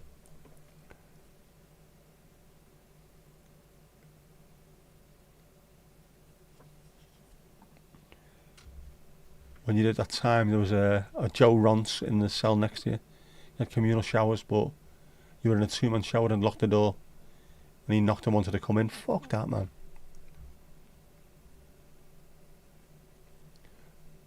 They're the ones that would be on a completely different landing over there, because they'd end up with sugar in boiling water chucked all over them, so it sticks. There's a pecking order, you see.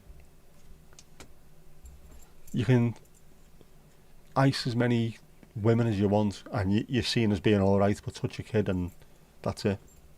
All bets are off. Lovely hike it was. Horace should have hibernated He should have done, but you know what he's like? He's got FOMO. Fear over most orifices. Or fear of missing out. It's one or the other, isn't it? I think the first one's probably right.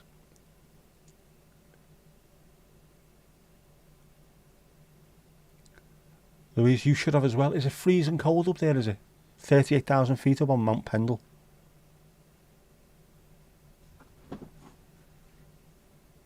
Hibernate under 27 10.5 dog continent 10.5 tog continental quilts. Would you just be fetched tea and fondant fancies and things, Louise? Is that what's going to happen? Hibernating Mavis.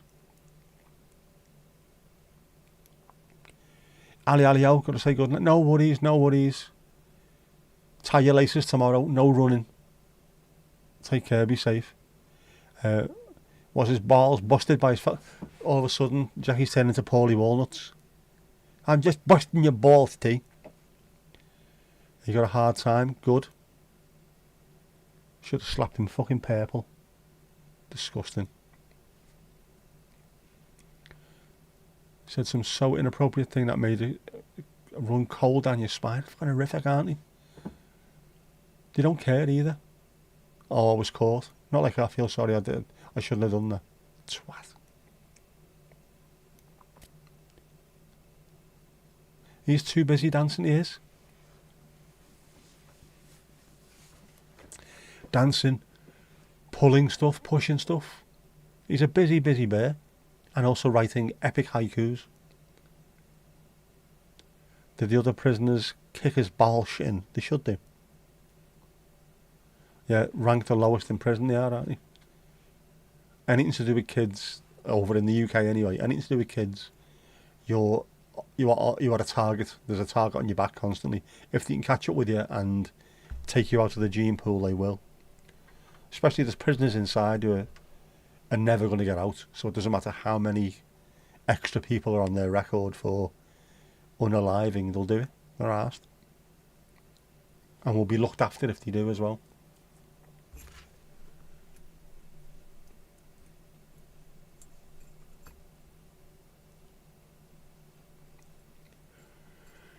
Yeah, all church is guilty of that. Look at Mother Teresa. Hardly a saint, is she?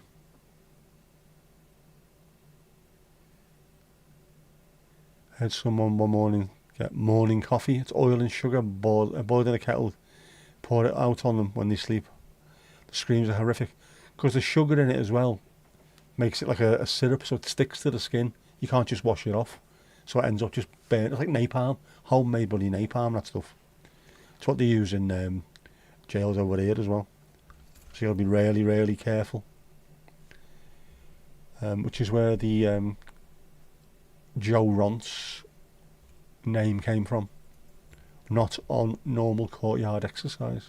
Don't let them out, otherwise they may never come back in. Yeah, think of the screams of the kids. Yeah, just fucking payback that, isn't it? Evil bastards.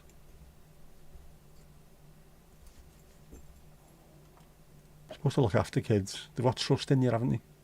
Seems like animals, little animals have got trust in you to look after them. Don't hurt animals and certainly don't hurt kids. For sake.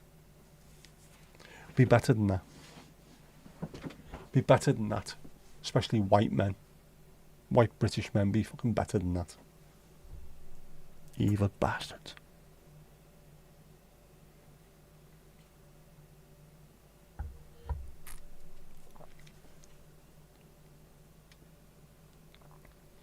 Alright, there's a lot of the Greenlandic prisoners who were, yeah, because the worst prisoners are sent to Denmark to do the time.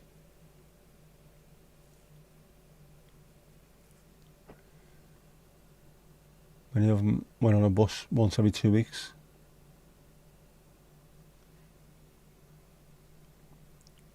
Target for life, and fucking deserved as well. Bastards. I had a friend who worked in Calcutta with Mother Teresa. She wasn't a fan of her afterwards. Evil. All these people that are held up as someone to live by are not good. Winston Churchill, Mother Teresa. Not good people. Not good people. But you're not allowed to say that, are you? You can't say that. They're not here to defend themselves. Fuck off. They're asked. Yeah, truth of Mother Teresa is horrific. Horrible. Horrible woman. Horrible with a capital apostrophe.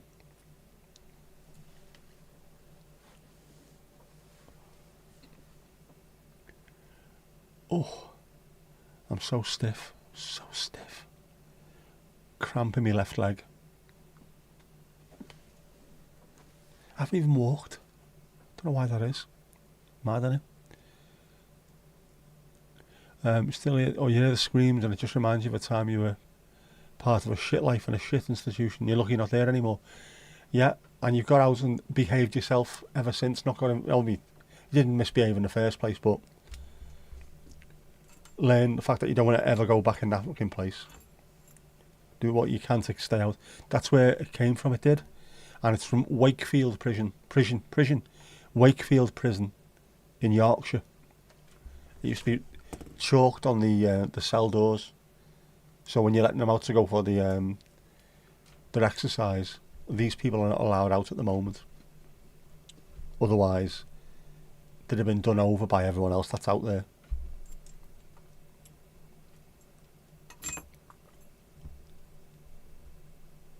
Learn from it, job done, yeah. Learn from any adversity.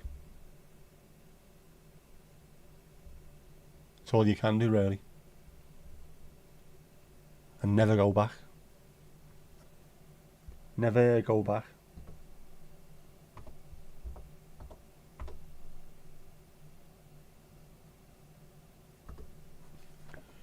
Lessons have to be learned. Every type of prisoner mixed over there. Also served with a woman who'd stabbed a stalker that had hid in the house. She was a farmer, had 4 kids, and was a really nice person. That wouldn't be allowed over here. Men and women in the same place. The school of life it is. You've got to learn your lessons, because if you don't and carry on repeating them, you're just fucked, aren't you? You're throwing life away. I think it's becoming more widely known. Mos Def Fam, as they say in Japan. It doesn't look cold out. Baby, it's cold outside. What's the weather? 2 degrees it says. Feels like -3. Oh, B-holics. And it's going to be 1. 1 when I leave. I'm going to have to put the car condom on soon. I mean, soon as in a couple of minutes. Otherwise, I'll be digging the car out in the morning. One cannot do that. Bully me into getting the car clean tomorrow as well.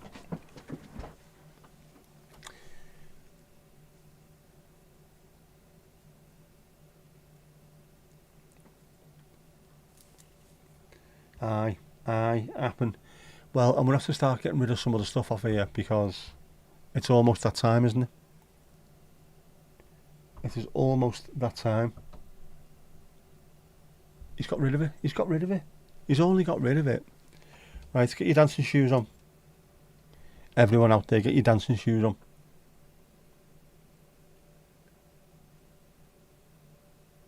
Jackie gets to hear the end theme yet again. Imagine that. How many times is that now?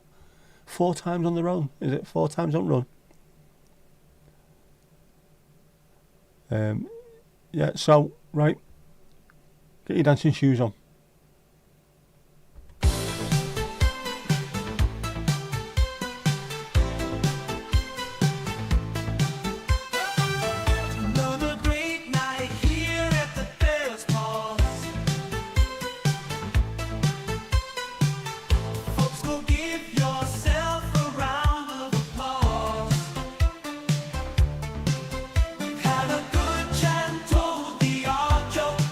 Now get in our house.